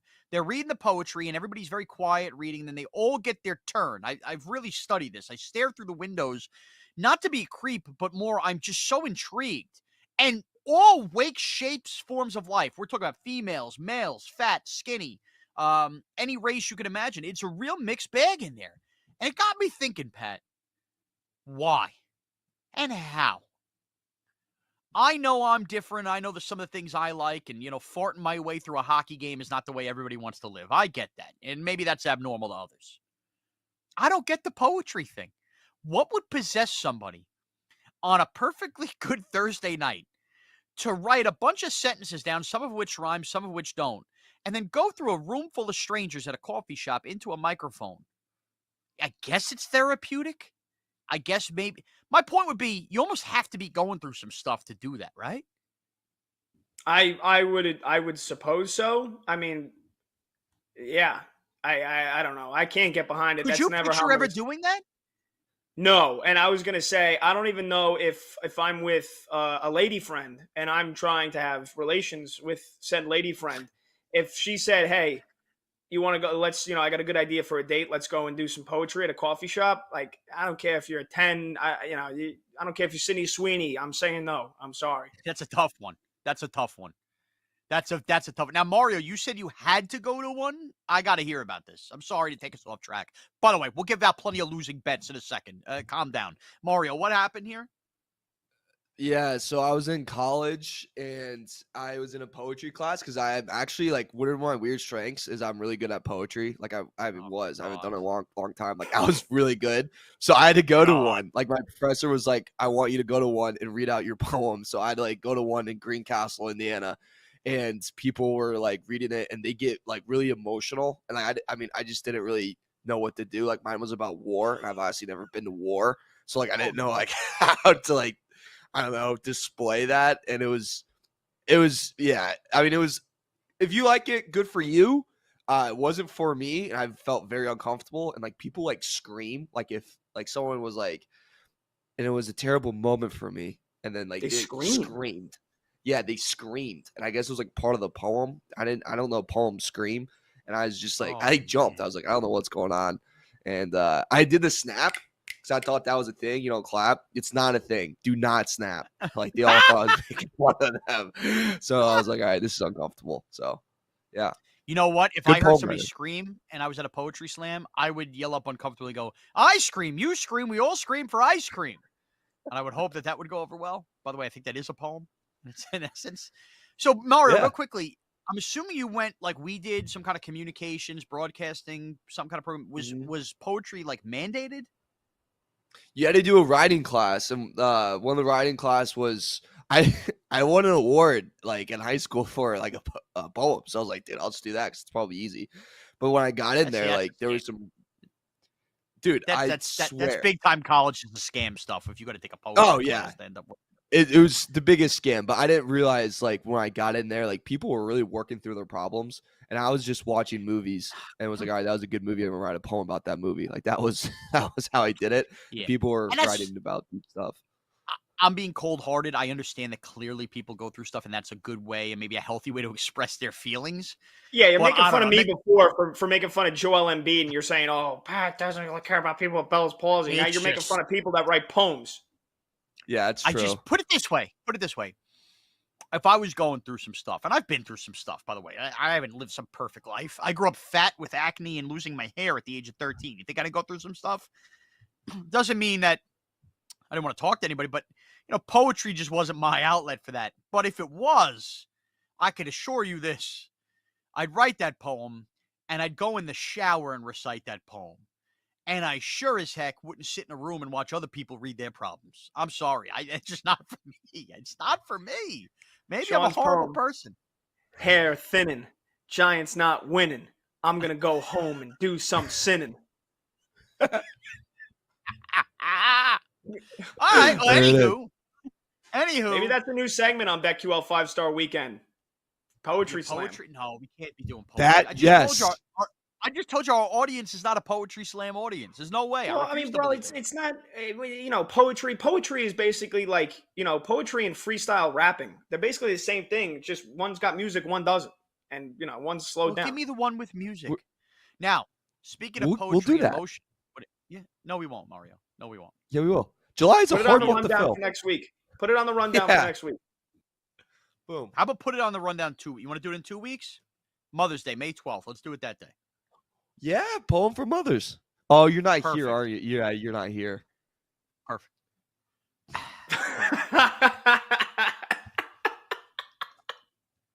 All right. Speaking of poetry in motion, that is the sport of basketball, folks. And we have 2 other series tonight. Tonight, I'm gonna watch the Suns get swept. And Kevin Durant bitch and complain. And more you know, the Timberwolves will now make it to tomorrow. Let's do it tonight. Dun, dun, dun, dun, dun, dun, dun, dun, dun, dun. All right, Team I Wolves thought you were tonight.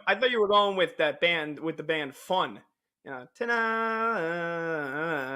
the Suns are dead.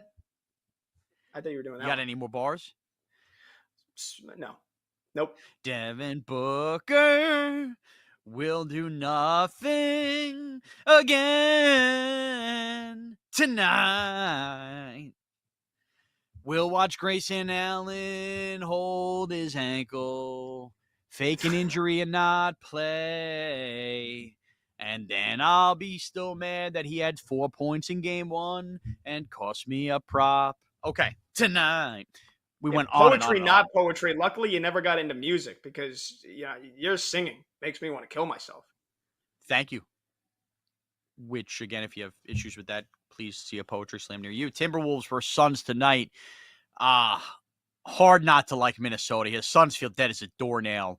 Again, prop-wise, I have an Anthony Edwards leg of this that's going to come up in Sunday Scaries later on. But, man, this Suns team, it almost is too good not to root for them. Isn't it amazing, too?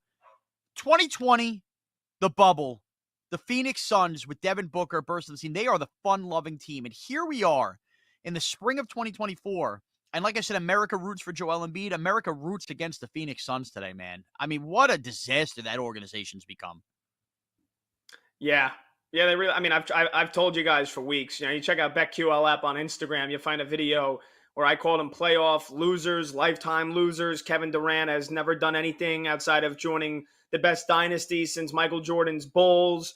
and that's the only way you could ever win a title. And everybody, you're crazy, you're stupid, you don't know basketball. The Suns are gonna win the first round, and they're literally about to get swept by a team that is just head and shoulders better than them. Devin Booker, like I said, when they're winning, sure, he delivers. When they're losing, he usually chokes, he gags, he barfs. Kevin Durant, one of the best scorers of our generation, sure. They are not winners. They are not a winning team. Bradley Beal might be the biggest loser in the NBA for all the money he's getting paid. And Matt Ishbia and that new ownership and that front office, they got rid of the coach. They bring in Frank Vogel, and they just think that you can put together a bunch of really good, flashy superstar scorers and think that that's how you can win in the NBA. Newsflash, you can't. You can't. You can't. So they're losers, bro. And even if they win tonight, which I doubt it, they're not winning. And by the way, series. spread. This is important. Timberwolves only 1.5 point favorite at even money. I love that bet tonight. Because they could punch the Suns, and the Suns could completely fold up. And I kind of think if the Timberwolves, you'd like the Timberwolves to win, it's minus 115 on the money line. How do you not like them at minus 1.5? What do you think? They're going to win on a 1-point buzzer beater here? Get even money? Give me that. Watch them win by 1 tonight. Yeah. I'm like, the Suns don't play defense, too. So that's the other thing. Like, the Lakers showed up last night. They played some gritty defense. Like, they made life very difficult in the first half for Jamal Murray. They slowed down Nikola Jokic enough. They had a couple of those, like, Jokic putbacks where he just looks fat and, like, doesn't, sorry, Sean, for the F word, doesn't, like, barely gets off the floor and yet somehow grabs 3 offensive rebounds in a row. But he couldn't finish on a couple of those second chance opportunities. So the Lakers showed toughness. They showed grit. The Suns, in my opinion, it's not in their DNA. So unless Phoenix shows up and shoots 60% from the field and hits 18, 19 threes, which, again, they could do, but Minnesota's the best defensive team in the NBA. So you take that away, the Suns don't have a defensive identity to rely on at all. They are soft. They are not a gritty team that has legacies on the line like the Los Angeles Lakers. Kevin Durant has already showed you. This is just a game for him at this point. He doesn't care. He does not care. Anthony Edwards is basically dragging his you-know-what all across them, and he's, fist pumping, and he's beating his chest in Kevin Durant's face. He's giving them the Degeneration X suck-it signs, and they're just doing nothing about it. They have rolled over. I do think they are a dead team. So, yes, Sean, I do like the Timberwolves here. Not a huge bet because I'd rather, again, maybe place a one-unit wager, a larger wager if it does go back to Game 5 in Minnesota. But I do like a small bet on the Timberwolves to finish them off tonight. And you are muted. Your mic is muted. So while Shawnee on mics is I'm unmuted now. Bucks and Pacers have a game number 4 tonight, Patty. And a week ago, you gave out a great bet. What was it? 10-1 odds, I think. Correct. Plus 1,000. Plus 1,000 on the Pacers to win the series in 7 games. You said that, something was off there. I jumped on it. I bet it. Boy, then we got the Buck game 1 win, the Pacer game 1 win, and it felt great. It felt great. It felt like we were trending there. Now we have the Dame Lillard injury. The Pacers have taken a 2-1 series lead. If you are one of us that jumped on that bet a week ago, you root for the Bucks, but this is a tough spot. Pacers laying 9.5 points with all the Buck injuries. You heard Patty give out the Brook Lopez point prop. Somebody's got to score on this Bucks team. I think we're in trouble on that 7-gamer. You're definitely in trouble if the Pacers win here today. But what just a fizzle out for the Milwaukee Bucks, and to think of where we were when they acquired Dame Lillard at the end of the summer to where we are now, that they may not even be able to push a 6th or 7th game potentially, losing Giannis and Dame is just insanity. I don't know where you are on this game. I know you said let's wait to see fully the injury reports, the teasing that Doc Rivers has done a little bit. But, call me Square Shawnee. If Lillard and Giannis are out of this game, 9.5's rich, but I still like it. Give me the Pacers today. Don't love it, but I like it. Yeah, the spread the spread is going to be a stay away from me for sure. Unless you get a miracle, Giannis or Dame is going to play here. Milwaukee, these two teams, we've seen them battle. We saw Indiana now win, I believe, 6 out of the 8 games they've played each other this year. So they've got their number. It's one thing if you have a fully healthy Giannis and Dame, they can fight fire with fire. The Bucks have been a team that's defensive. Their defense is in shambles, especially since they fired Adrian Griffin.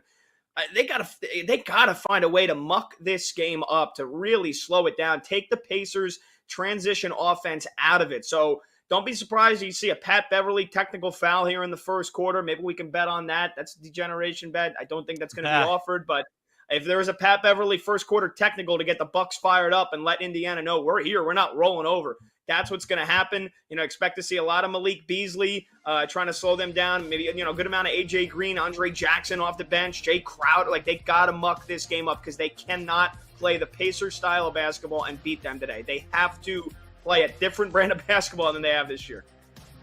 All right, I was waiting for you to stop talking. We're heading to break. We come back, dingbat. Shawnee's got to use the restroom. I'll be right back.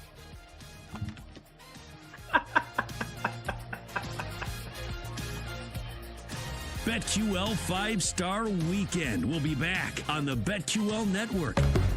Presented by BetMGM.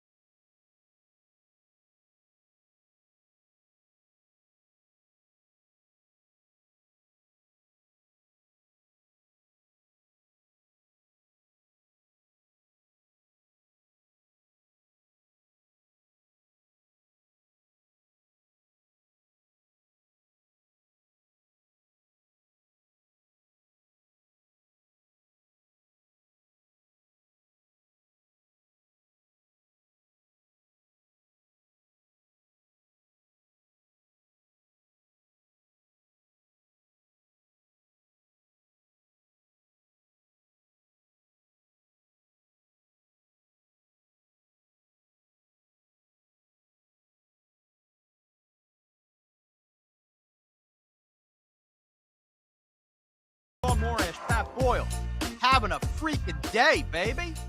I'm going to lay out how this show is going to go down here.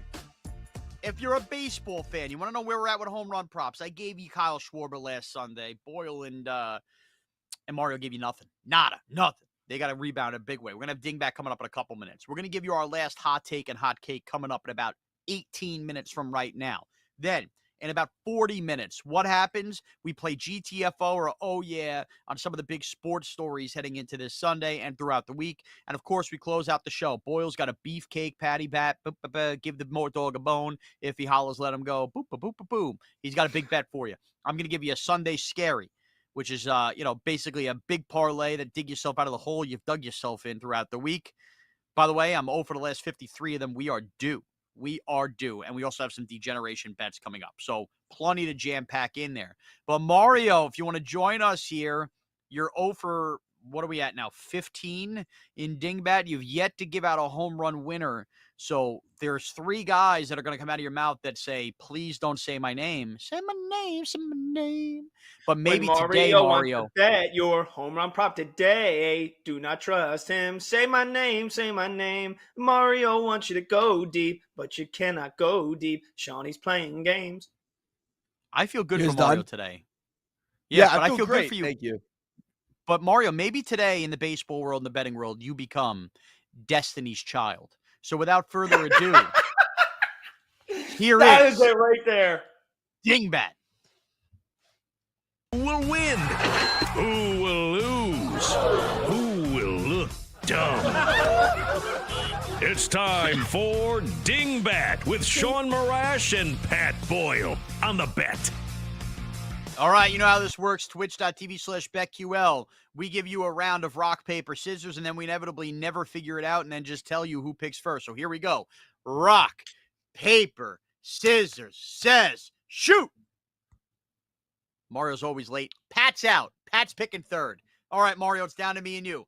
By the way, for those listening on the radio, I realize that made no sense. Me and Mario each threw out a rock and Pat threw out scissors.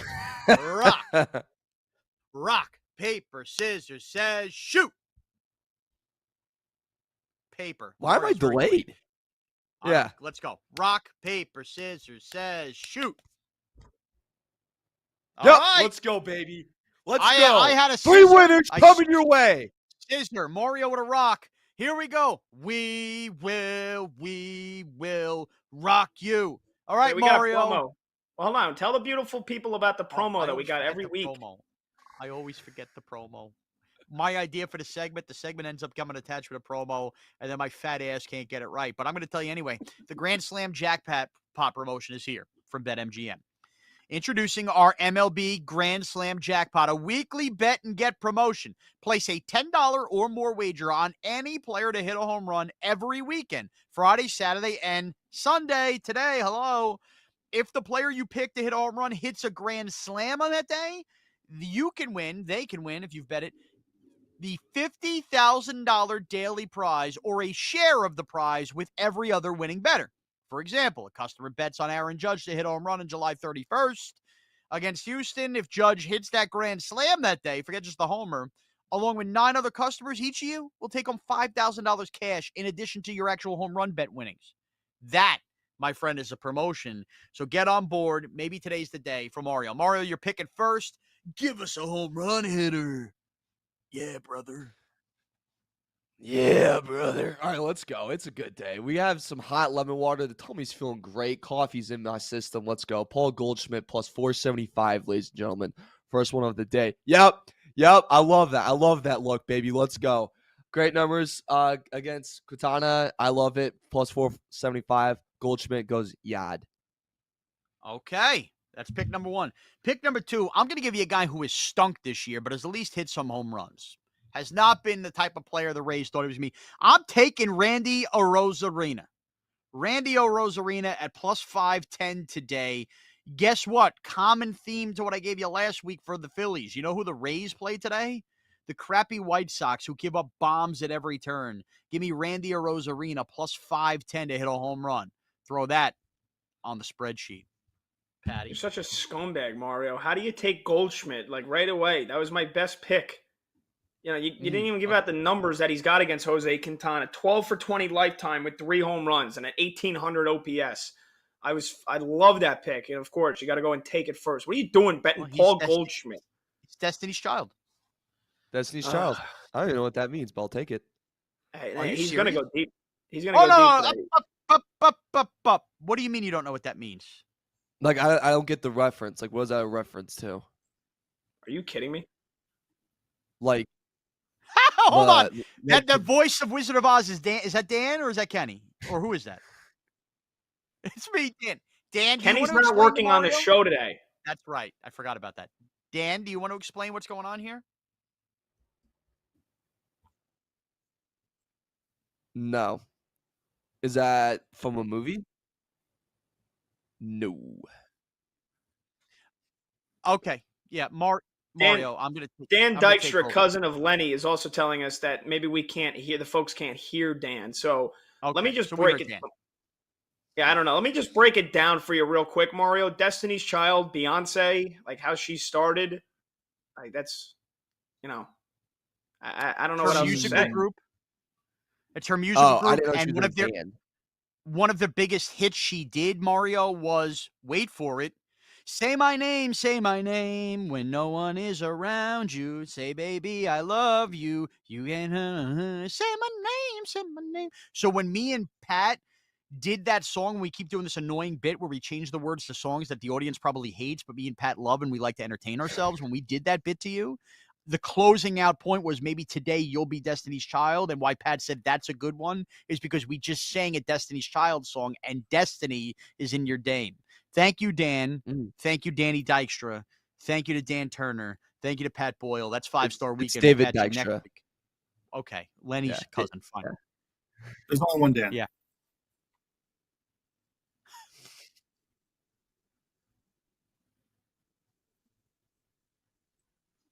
Come on, Mario. No. Come on. Pat, you're probably with me on that. Pat's with me on that. He probably did. No, he's not. Was here. No, he's not, because I bet you Pat Don't knows put his that on nickname Pat. that we can't say on the air. Yeah, I mean, you read my mind, Sean. You know how many times I'm staring at pictures of Jennifer Love Hewitt, 12-year-old me, feeling excited, first with waves of testosterone flowing through my body. Are you kidding me? I don't know who Jennifer Love Hewitt is. Oh, I thought you'd be on my side on that. All right. No, that's what you get. That's what you get from the state of Indiana. You get zero cultural reference knowledge. You don't know what Beyonce's musical group is or Jennifer Love Hewitt. Thank you, Indiana, for producing Mario Herron. It must be an East Coast thing. It was way before my time. Thank you very much. I'd just like to point that out. Anyways, Dingbat. What's the bit we're doing? Oh, yeah. Wait, did Pat give out a home run hitter? No, I have not. And I have one ready for you. So here we go. Plus 475. Kenny Henderson not on the show, so in order to honor him, we will go with his brother, Gunnar Henderson of the Baltimore Orioles, the stud that he is, plus 475 today against the Oakland A's.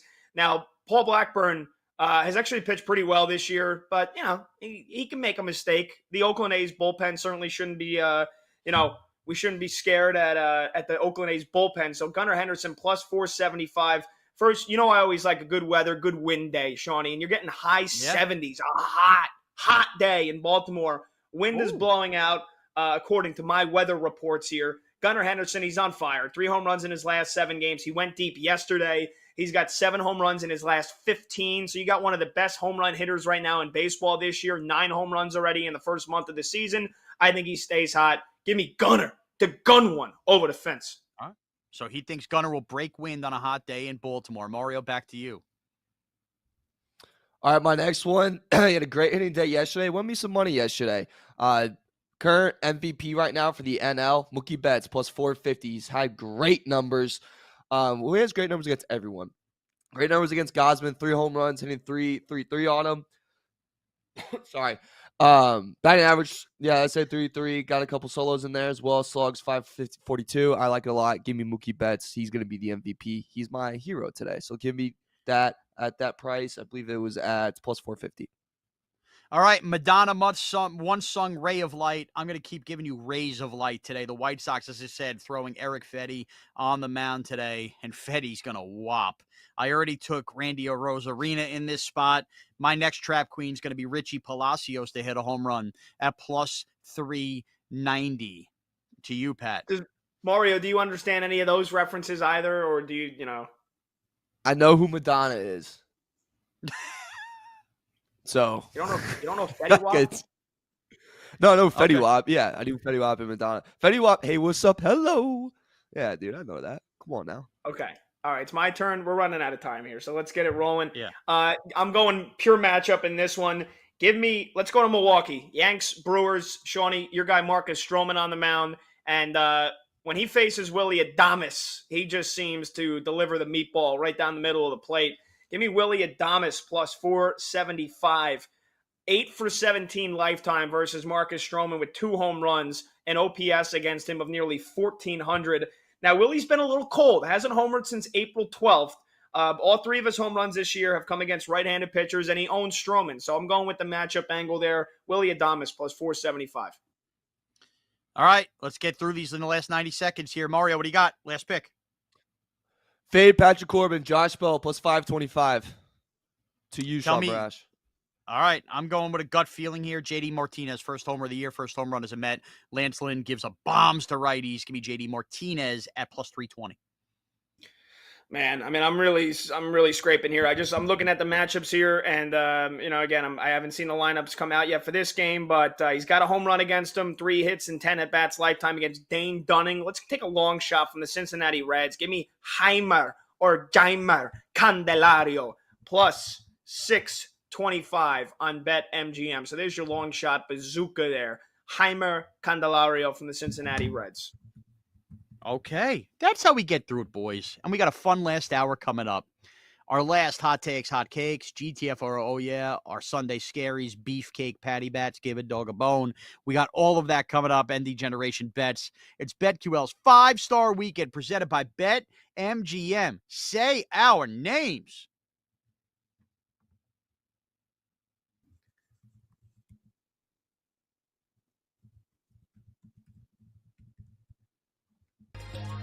BetQL 5-Star Weekend will be back on the BetQL Network.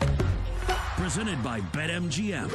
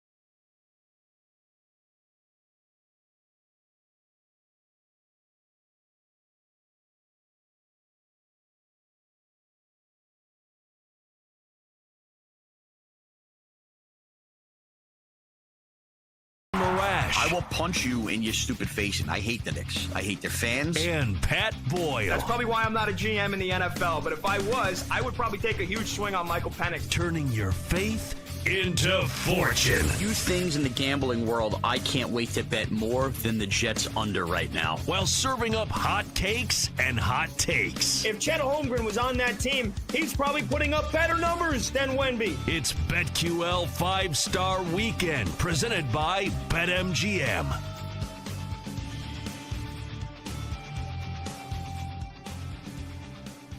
BetQL's 5-Star Weekend, presented by BetMGM. What a day of hoops ahead of us. What a day of hockey ahead of us. Playoffs from here to kingdom come. We are 2 hours away from the Knicks and the 76ers getting underway. After that, the Mavs and the Clippers will get underway. After that, we will have the Milwaukee Bucks and the Indiana Pacers. Who the heck is going to play in that game? Getting underway. And I think we close out tonight with a funeral. Everybody's going to wear black. Kevin Durant cried his way out of Brooklyn and got to Phoenix. They're going to win a measly game versus a basketball team from Minnesota that A-Rod couldn't even buy. Is that going to happen today? Is that going to happen today? I don't know. I think you're talking about your Rangers for a second there, going for the sweepy. Well, I was just going to get through the hockey today. At 2:30 Eastern, the Jets, Jets, Winnipeg, taking on the Colorado Avalanche with a big one for them. Connor Hellebuck needs to stop Connor Hellepucks if they're going to have a chance to tie this series versus the Colorado Avalanche. Then early evening, no Thatcher Demko for the Canucks as that continues to trek on. And the Vancouver Canucks, though, lead the Nashville Predators 2-1. Will the Predators be Predators or will they be prey at home today? At 5 o'clock Eastern, 4 o'clock Nashville Standard Time. Then, of course, at 8 p.m. Eastern tonight, the Washington Capitals say goodbye to their home fans once and for all, as the Rangers either eye the sweep or just extend this series one more for a gentleman's sweep and go ahead as the President's Trophy curse continues to be axed. And then, of course, tonight, the ping pong series, which is the Oilers and the Kings. Connor McDavid, 10:30 Eastern, 7:30 Pacific. If you like pucks and you like scoring and you like offense and you like just scoring, the Oilers and Kings will give it to you at 10:30 Eastern. So you have 8 games combined. What? What if I like scoring? Then you'll like the Oilers and Kings. And at 10:30 Eastern, you could already score yourself by 10 o'clock, be done by 10:03, and be ready to go for 10:30 puck drop between the Kings and the Oilers. So 4 games on the ice, 4 games on the hardwood. Poor choice of calling a basketball court that there. 3 minutes. We go. 3 minutes. That might be a record. 3 minutes. That's pretty good. Twice for me. All right, now, without further ado, our final edition of Hot Takes and Hot Cakes for the show. Good morning, people. Boy, do I need some hot takes and hot cakes. Pat Boyle and Sean Marash, give it to them. I feel bad today for Kevin O'Connell. I feel very bad. I feel very unfortunate. They were put in a position like many NFL teams get put in. It's you know what or get off the pot time at quarterback. Kirk Cousins walks away. You kind of know the ceiling with Kirk Cousins. Playoff team, never really a Super Bowl team. But the Vikings found themselves with 2 first-round picks, not the top 3 in a dicey, good quarterback draft, but you don't want to be stuck with the wrong quarterback. And I think the Vikings got put in a spot where they had to take a quarterback for the sake of taking a quarterback. They took a winning player in J.J. McCarthy, but ultimately, I don't think they took a difference-making player in J.J. McCarthy. And I think while they're going to build things up, I love the DJ Turner pick for the Minnesota Vikings. To me, when I look up and down the first round of this year's draft, I believe so little in the future of J.J. McCarthy that as we sit here in the 2024 draft, I think you're going to have a similar situation to the Jets with Sam Darnold and Zach Wilson, where they had to quickly turn the page. I think as early as 2026, the Vikings are going to be in the market for drafting another quarterback. And whether O'Connell will be here or not, that will remain to be seen. But I do believe J.J. McCarthy will be the bust of the first round of the NFL draft, and it'll be the Vikings that pay the price as a result, Pat Boyle. Yeah. I mean, you and I have both agreed that J.J. McCarthy, again, 3rd round, 4th round level talent. And because he played on the best college football, I mean, how many times do we have to like see this? Mac Jones. How many times do we have to see the quarterback on the best team in college football, who's not great who's not going to be great in the NFL, doesn't have great NFL arm talent, get drafted, boost all the way up to the first round, 11th, 10th overall? Like, I don't see it. He was never asked to do much for a team that was run first, that had the best defense in college football. Dump down, dump off JJ. That's what they've been calling him, JJ the dump man, because that's all he does is dumping it off.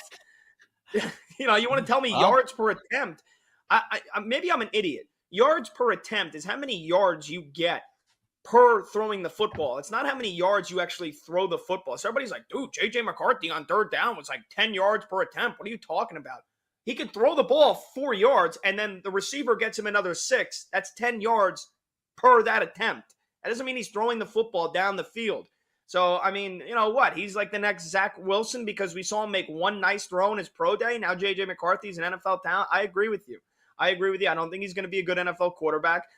Jim Harbaugh basically gave him lip service. That helped boost him all the way up to 10th overall.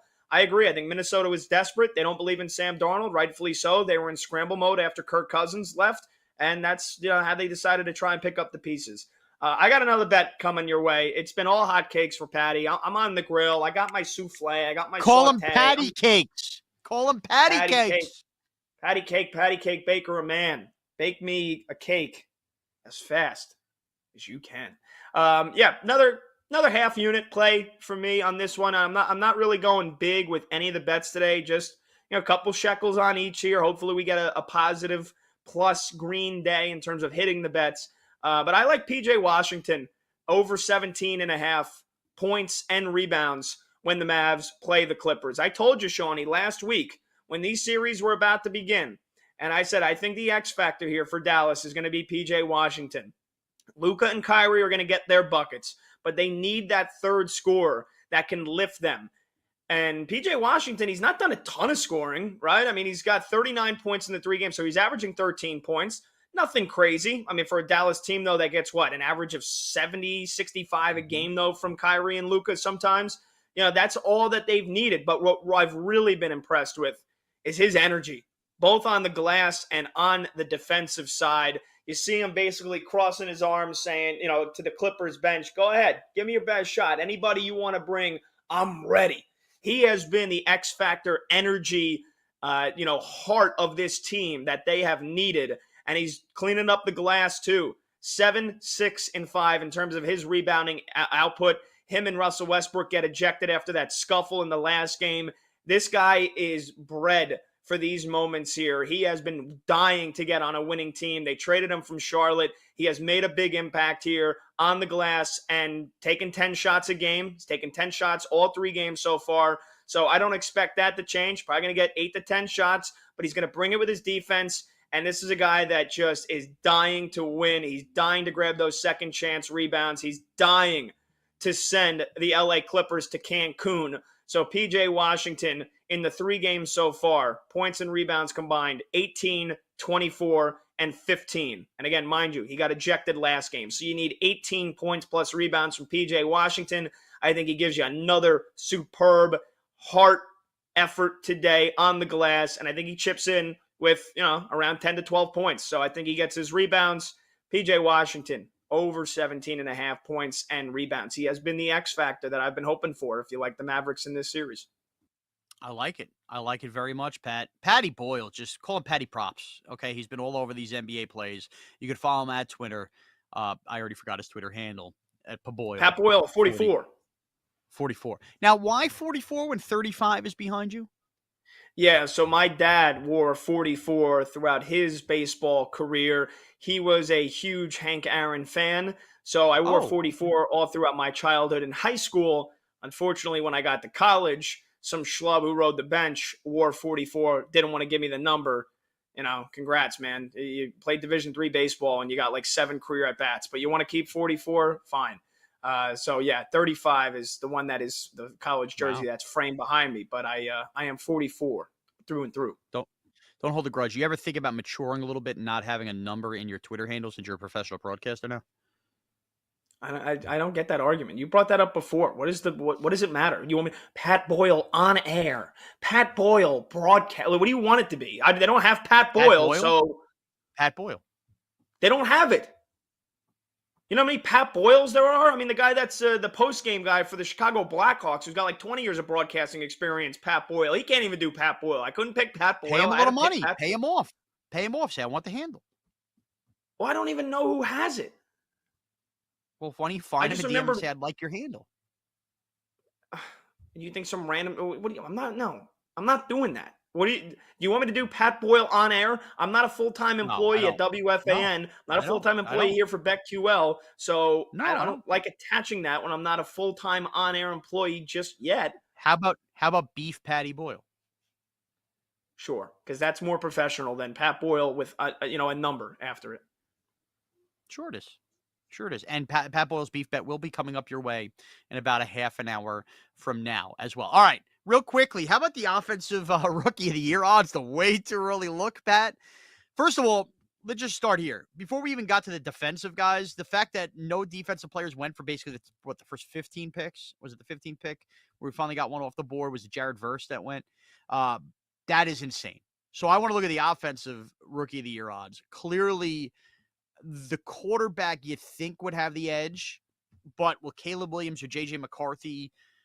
I certainly don't think Drake may be good enough in year one to get that. Pat, you've circled one here, which I love the target on. That's Xavier Worthy at plus 1,600. Yeah, he's got the highest odds listed here for offensive rookie of the year. For me, it just boils down to a Kansas City wide receiving core that underperformed last year. Yeah, Rashee Rice was the standout. He's also getting arrested in the offseason.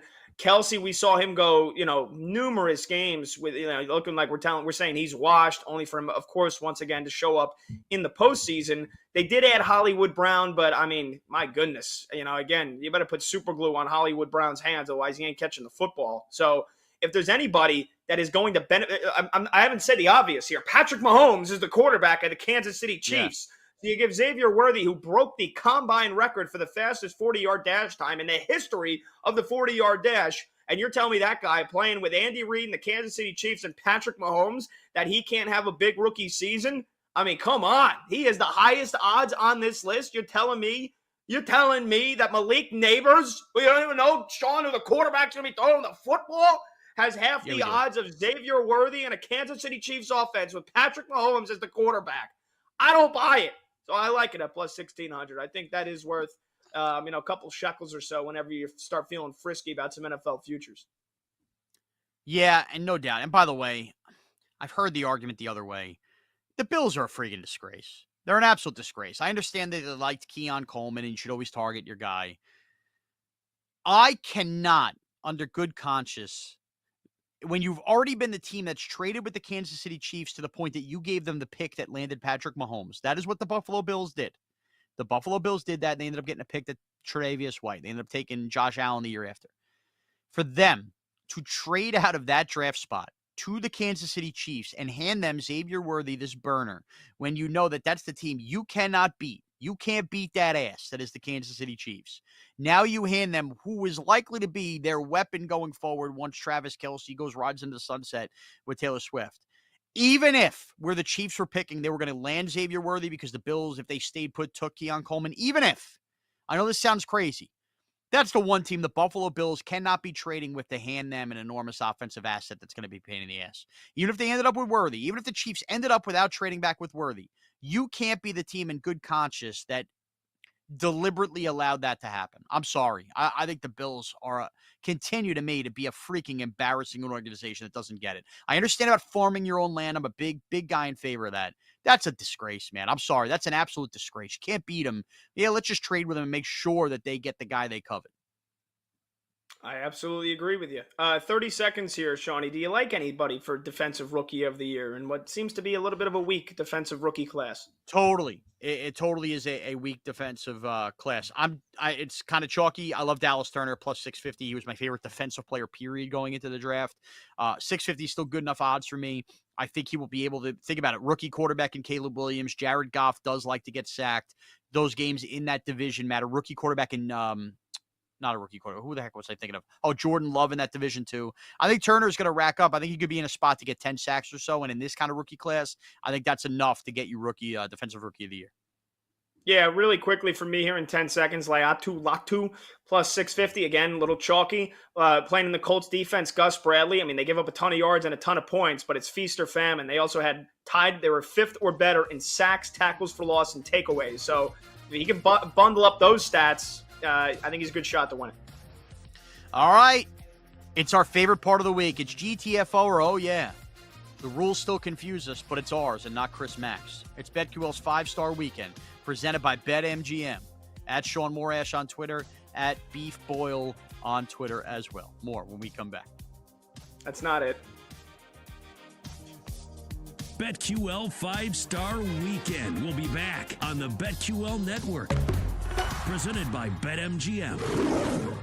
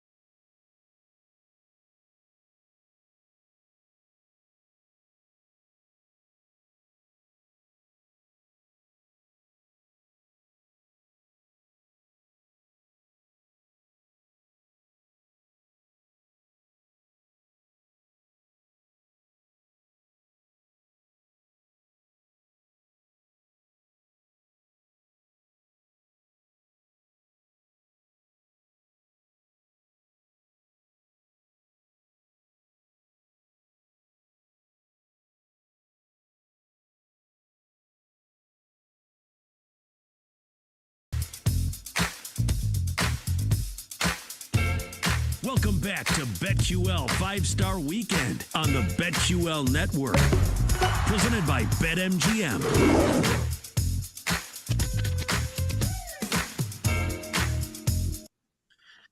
BetQL's 5-Star Weekend has been a blast. It always is. It happens so fast. The next thing you know, it's 11:20 a.m. and it's GTFO or oh yeah, oh yeah.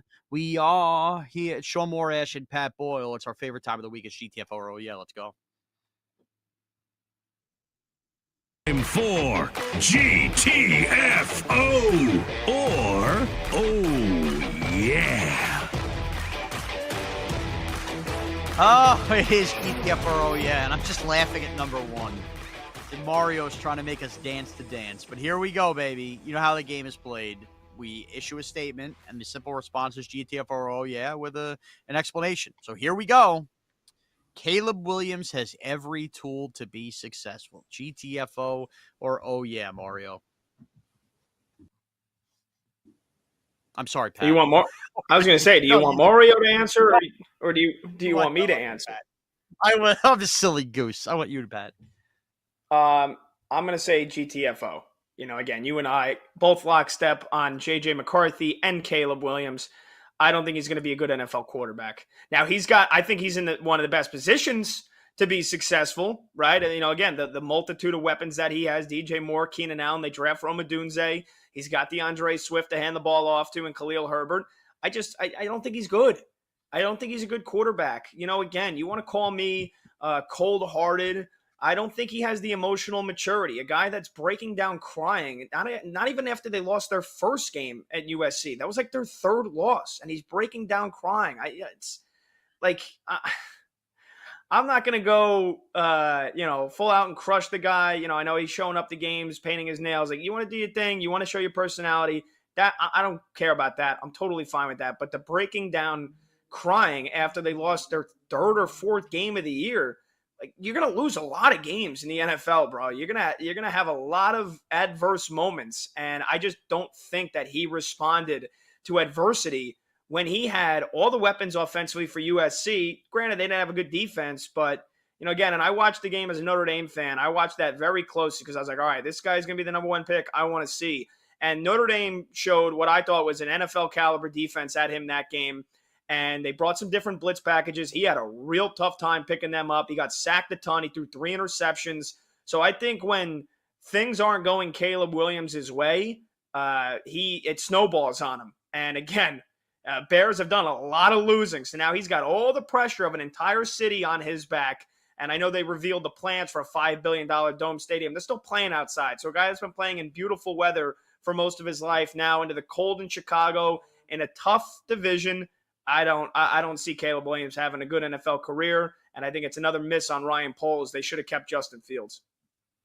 I can't remember a time in covering the NFL draft or even as a fan long before radio in which there was a player like this that for a long time you viewed as can't miss, and then the time came and you just prayed to God that wasn't your team at number one overall that felt like they had to take a guy. It's like so odd. Because he was talked in the same breath as Andrew Luck and Trevor Lawrence and all of that for a year. And then everything that happened this year mentally tells me GTFO here. He has all the physical tools, sure. It's the mental tools. I have less of a problem emotionally crying after a game than you. I was witness 2 feet from Ahmad Bradshaw before the 2011 wild card game versus the Atlanta Falcons, in which the Giants won, in which I was staring at Ahmad Bradshaw and just the simple music playing, gushing tears. We've seen guys cry at the national anthem. Here's the problem. Emotionally caring and your heart feeling that even before or after a game is fine. I can't have it in your mother's arms. Because the one thing you gotta be when you're traveling to a new city and taking on the weight of your shoulders as the number one overall pick is not, frankly, a mama's boy. Go home, cry yourself to sleep in the shower, but you can't publicly be fawning for your mother. I'm sorry, you can't. Doesn't mean you can't love your mom. You can't. The last prospect that was this big a mama's boy was Eli Apple, the first-round corner who the Giants took, who's bounced around, and he's basically been a jackass his whole career and never lived up to his full potential. He had his mom dropping him off at training camp. Remember that whole thing? Sorry, we all love our mothers. When it comes to being at that position above anything else quarterback, love the mother. You can't need to have her hold you in your arms and cry too. I'm with you. And just, I'm sorry. The nail polish, all that other stuff. Yeah, like there's nothing to do with his physical tools, but you're also like a leader of really, really brute men in that room. It just, I don't know. It's weird stuff. I get my nails colored clear, but I'm doing a radio show. I'm not quarterbacking. By the way, get a pedicure. They're really good for your feet cleanliness. I love it. Sean, really quickly here, because I already Yeah. basically said that I like Xavier Worthy for Offensive Rookie of the Year. I'm going to ask you this one. GTFO or oh yeah, don't bother taking a wide receiver to win Offensive Rookie of the Year. That's GTFO for me, because I think everybody will lean 6 first-round quarterbacks. You probably think it's a quarterback, but no, man. I can't buy that. I can't buy that at all because, again, I think Caleb Williams is going to have times where he struggles this year. I think J.J. McCarthy will have enough guys out there to make plays, but I don't think he'll wow you enough to win Offensive Rookie of the Year. This is, above anything else, the 3 best players in this draft, forget Xavier Worthy, were wide receivers. Rome Odunze, he's out for Offensive Rookie of the Year because if he's going to get it, obviously Caleb's going to get it. He's the guy delivering him the football. So, like, to me, don't bet Rome Odunze. I still believe in Malik Neighbors. Clearly, he's my team's guy, and Marvin Harrison Jr. as plays on top of all the wide receivers that went, including Brian Thomas, Xavier Worthy, guys like that. So, no, I think wide receivers very much in play here, man. I really do. And by the way, let me... I'll give you another long shot. I know they have Kyron Williams. Blake Corum, I think, is rookie with the Rams with Sean McVay's offense. I think he's going to cook on the ground, too. So you have that one, too. You think he could supplant the role of Kyron Williams, who is basically a fantasy cash cow? Yep. By the way, if the Rams didn't, they don't take Blake Corum at a 3rd-round pick. Sorry. Don't believe it. All right. Let's just go right to the next one. So, but my answer is GTFO. Is yours GTFO? Oh, yeah, it has to be because you said Xavier Worthy. Okay. Yeah, I think X marks the spot. I think he is worthy of winning Offensive Rookie of the Year. All right. The Bills were the biggest day one losers, GTFO or oh yeah? No, I'm going to go GTFO. I mean, I know you crushed them for trading up, trading down, and letting the Chiefs take Xavier Worthy. I'm going to go GTFO on this one. I don't necessarily think what they did was all that egregious. Like you said, they got their guy Keon Coleman a couple of spots later. If they like him and you can get an extra pick or two out of what? But even if it was, it's just, are they the biggest day one loser? Even if you think they're a day one loser.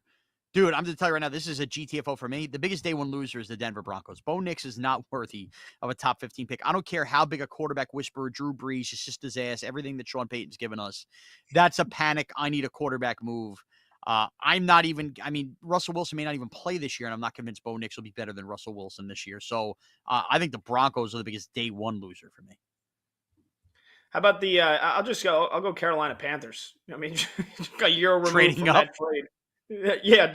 First, how about Carolina Panthers fans are the biggest day one losers? They show up for a draft in Detroit when I know they traded up, but they didn't have a first round pick going into the night. Why are you flying to Detroit to support your team in a draft in which going into it you didn't have a first round pick? What are we doing? Carolina, and I feel bad for them too because their owner is a total clown, but Carolina Panthers fans who went to Detroit to watch a draft for your team, you got lucky if you stayed 5 hours to see them go trade in at the last pick. Carolina Panthers fans, the biggest losers of the day one draft. Okay. I mean, that's an interesting take. I there's a ton of Panther fans in Detroit, so they didn't have to travel far. Here we go.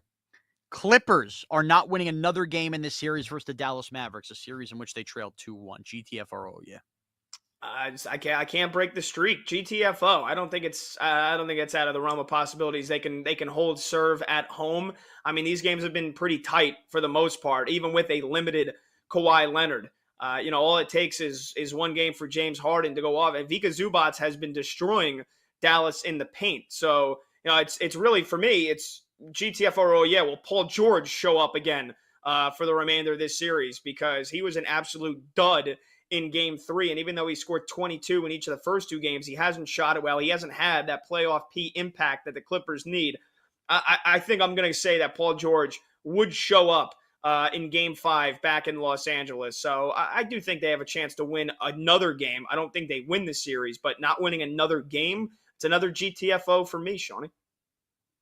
I'm with you. GTFO, the series is too tight. And by the way, the Mavericks are not the Denver Nuggets. The Mavericks are not the Jordan Bulls. I like the Mavericks today, sure, but I mean, this series was the one series that was set ahead of time. We knew the series would be tight, despite the Kawhi injury. I'm with you. The Mavericks suddenly are just going to steamroll the next 2 games definitively. I cannot buy into that. All right. Let me roll you here, Sean, because this is your team here. The New York Giants should have gotten a quarterback pick in the first round. GTFO or oh yeah. It's the biggest GTFO on the board. I wanted Drake May to be the Giants quarterback. I made no bones about it. My power ranking as a Giant fan was Drake May, Malik Neighbors, Rome Odunze. That was the order which I wanted. I want to applaud Joe Shane, Brian Dable, and the Giants regime because I have seen mistakes made. I saw them made in this draft by other teams. I've seen them made by the Giants for years with Dave Gettleman. The name of the game in the NFL is finding your quarterback. But in that game, you better make sure you identify the right quarterback. And if the right quarterback you've identified is no longer available to you, despite you trying to do everything, a la what they did with Drake May, they tried to trade up. You don't just settle and take that position and then watch the guy suck for 2 to 3 years and go, well, we threw a dart. That's how you lose jobs, and that's how you further set back organizations. Yes, I like the play of Daniel Jones or the ceiling of Daniel Jones better than most. But I also acknowledge the man is never healthy and he has his limitations. I don't think that by taking Malik Neighbors at 6th overall, rather than settle for J.J. McCarthy or, reach a little bit for where Penix was in that spot, I don't think that's a mistake. I think that's actually smart football. They added a dog. The team still needs players all over the field, and they needed a number 1 wide receiver. So if they passed on that and then failed at quarterback, well, where does that leave the organization? Further in ruins. So, hey, go take another swing next year, whether it's free agency, whether it's a Dak Prescott, a Kirk Cousins, or whether it is in the draft with a Quinn Ewers or a Beck or a Shador Sanders. This is not an asteroid headed for Earth where this is going to be the last NFL season. I love what the Giants did. All right, beautiful. All right, we got one more here to finish off GTFO. Beautiful. By the way, you didn't give us an answer. I think, oh yeah, I think the Giants should have taken a quarterback. Well, what if they miss? Now you watch a Malik Neighbors go be awesome somewhere else, and you still don't have a quarterback or a number 1 wide receiver. I mean, what if you miss on any quarterback that you take ever? But they don't believe in him. They scout him. They met J.J. McCarthy more than J.J. McCarthy met anybody. Forget about J.J. McCarthy. You know me. I wanted them to take Michael Penix. I would have traded back. Now, again, the Falcons got him at 8. So if they traded back and then the Falcons grabbed him at 8, they would have looked like a bunch of dumbasses. But they could have taken him at 6, and everybody would have been, oh my God, Michael Penix at 6. I mean, everybody freaked out for Michael Penix at 8. In a team that has Kirk Cousins. The Giants have Daniel Jones, Sean, and I tried to defend Daniel Jones as long as I still made the playoffs 2 years ago. And that's the other too. Mario just pissed me off in this chat. Just pissed me off. Well, who's going to throw the ball to Malik Neighbors? 2 things, morons. Daniel Jones is not the worst quarterback in football. He did make the playoffs, dragging Marcus Johnson and Isaiah Hodgins as wide receivers there. He made Darius Slayton. Yes, he's not Dan Marino. But the idea that he can't suddenly throw the football, what are you, out of your mind? Their offensive line has gotten him rocked and everything. And is this Malik Neighbors' only year in the NFL? Who's going to throw him the football? What if the Giants end up now putting up a package next year and they're picking 1 overall and Quinn Ewers is taking off and he's a higher ceiling than any of these guys? Give me a freaking break. I'm so tired of this nonsense. I know last year sucked, and I know he got hurt, and I know the career has not been great. Newsflash, 2022 did happen where Daniel Jones was a really important reason why the Giants made the playoffs. Jerk faces. I think Daniel Jones has... No, he didn't, Dan. The best drive the Giants had all year happened with Saquon's injured ass on the field, just like he's going to be off the field. Like he's going to miss games with the Eagles, too. You know what? Finish the stupid segment. All right, calm down. Sean has left the set. I'm sorry. He has left the set. I just want to do the Trista Crick thing when Michael Penix got picked.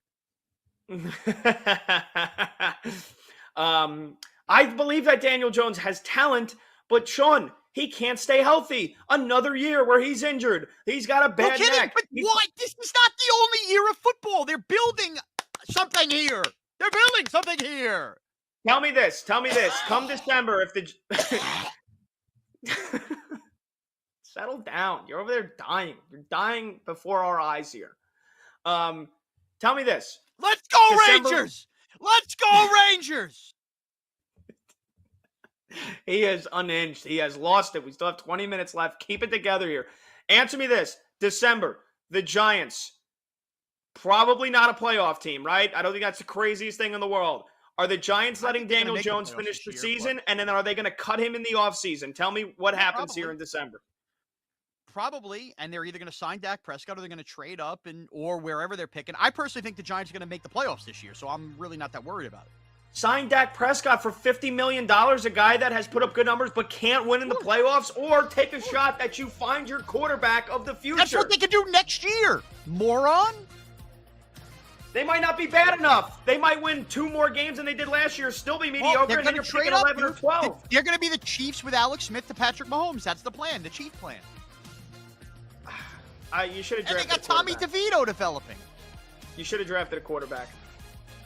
All right, when we come back, we finish out this dumb show. We'll see you. Picks coming up next. Let's go. That's not a dumb show. Actually, thank you for listening. Betql's 5-star weekend.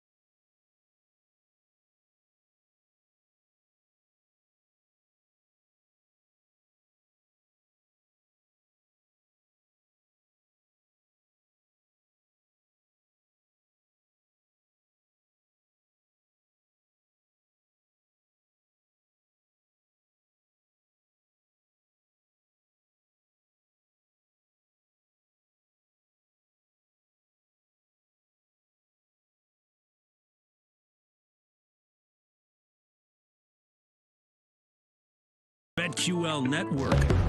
Presented by BetMGM. It's BetQL's 5-star weekend.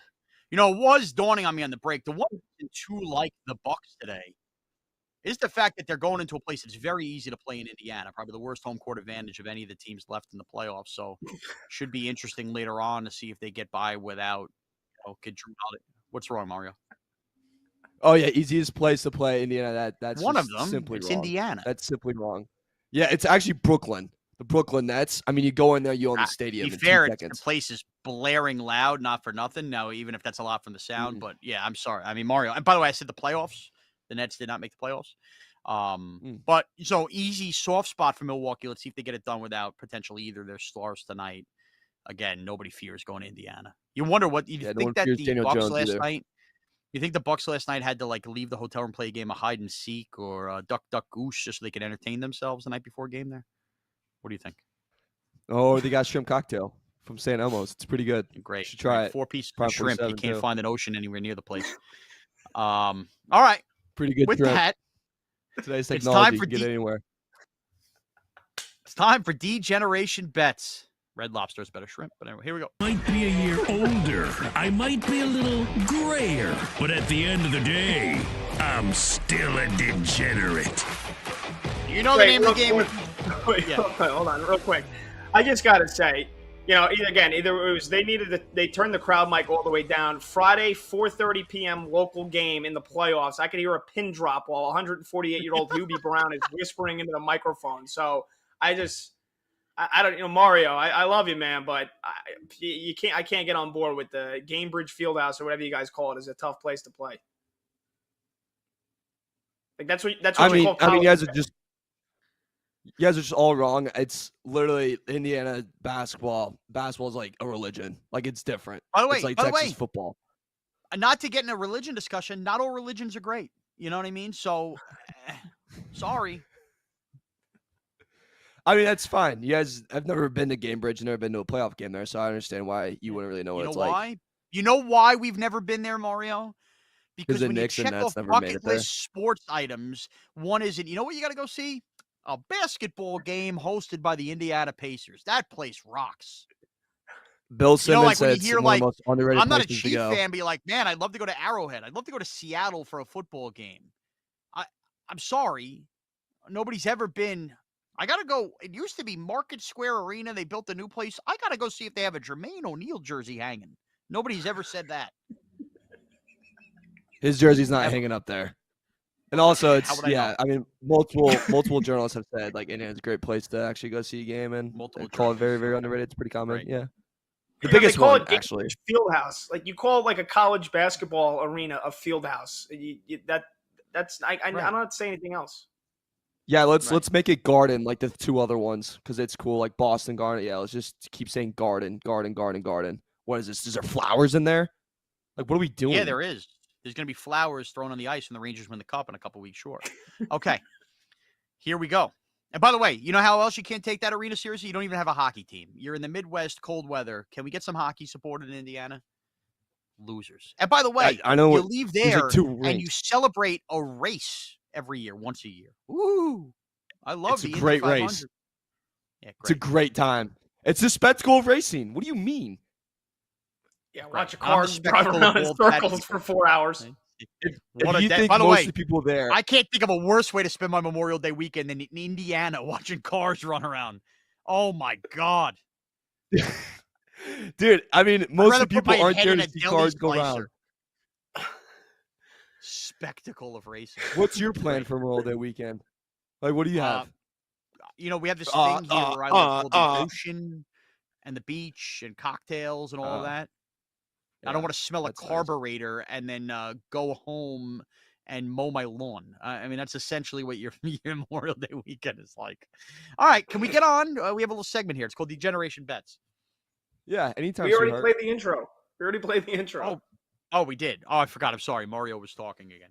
All right. Anyway, what am I picking? Oh, finally, we're seeing some semblance of overtime hockey. Where have all the overtime games been? I gave out a winner last week that wasn't a winner. I'm going to plus 370. The ping pong match that's the Oilers and Kings tonight at 10:40, plus 370. get on board with placing overtime wagers. It hit yesterday with the Islanders. Hockey usually hits at a pretty good clip. We haven't seen plenty, so now the odds are coming up a little bit for you. So a tightly contested, high-scoring game in the Oilers and Kings gives me a dart to throw there. Oilers-Kings plus 370 to go to overtime. Today's my degeneration bet. Pat, to you. Yeah, I love getting some tennis in anytime I can here. It's not a degenerate bet for me. It might be a degenerate bet for some folks.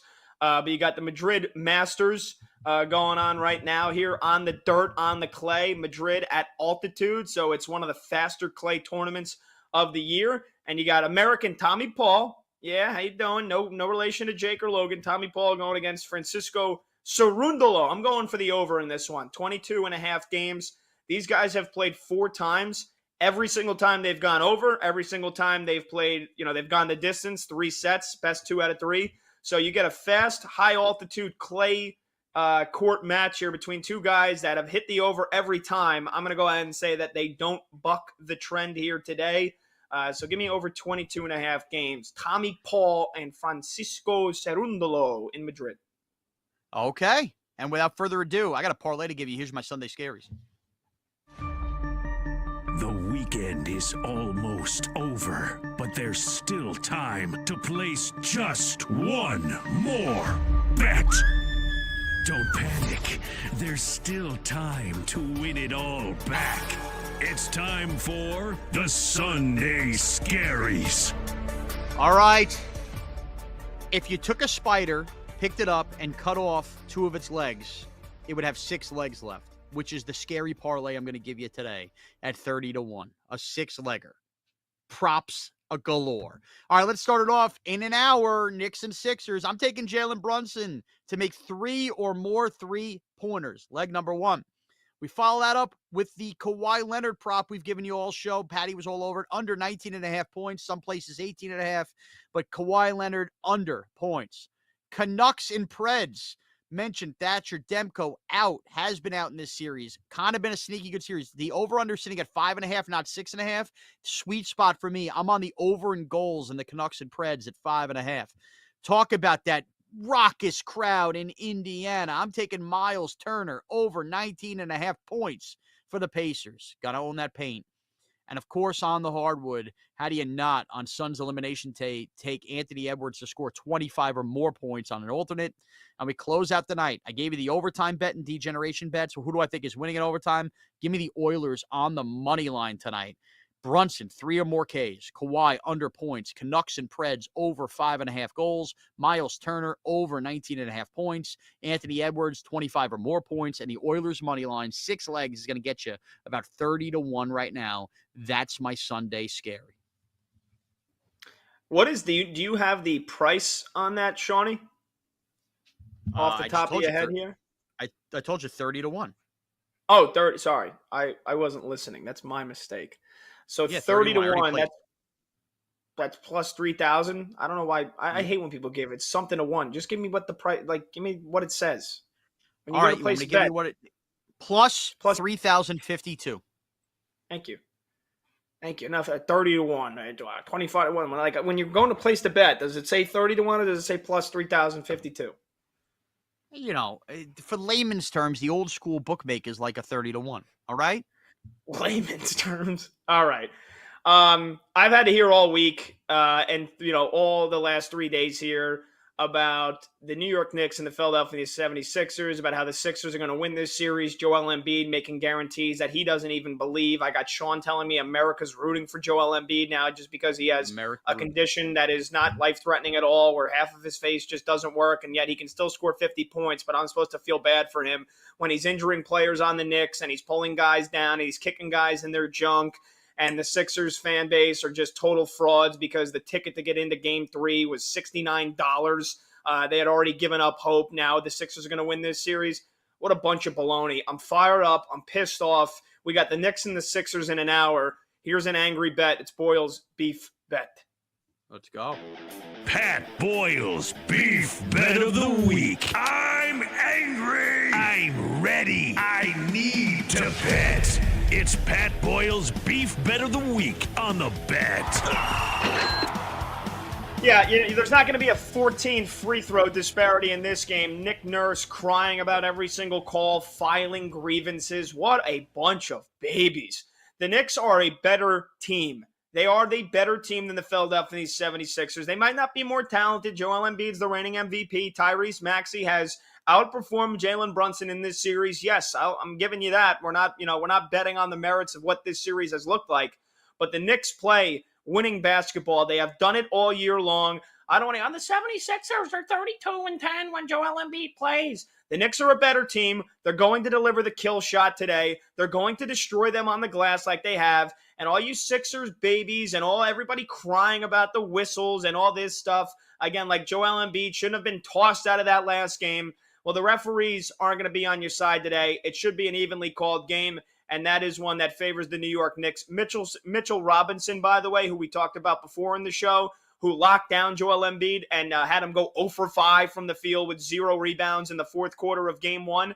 He is going to warm up and with the intention to play. Whether Mitchell Robinson is 100% or not, his presence out there is going to be big for the Knicks. With or without him, they're delivering the kill shot today on the road in Philadelphia. They're winning this game, and they're closing it out in 5. I had the Knicks to win the series at minus 105. I had the Knicks to win in 6 or less at plus 210. That is going to hold serve, and the Knicks are going to win in Philadelphia on a Sunday afternoon where Philly 76ers fans are probably too busy hungover, picking jimmies out of their belly button lint and worshiping a fake athlete, Rocky. Oh, that's your most famous athlete. It's a fictional character. So Knicks plus 4.5, Knicks plus 5, whatever you get it at. I'm taking them on the money line as well. And it's going to be a sad day for a lot of 76ers fans. Sad day for a lot of babies crying about whistles and whatnot over the last couple of days.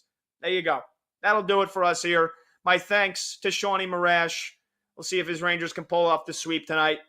Thanks, as always, to Mario Herron and the basketball religious state of Indiana. My thanks to Dan Turner. And my thanks to Double D, David Dykstra. David Dykstra today on the show. Stick with us all afternoon long, and it is a loaded, jam-packed day. You don't want to miss it. Where else would you rather be? This has been BetQL 5-Star Weekend presented by BetMGM. The BetQL Network rolls on. We'll see you next Sunday morning. Peace. BetQL 5-Star Weekend will be back on the BetQL Network. Presented by BetMGM.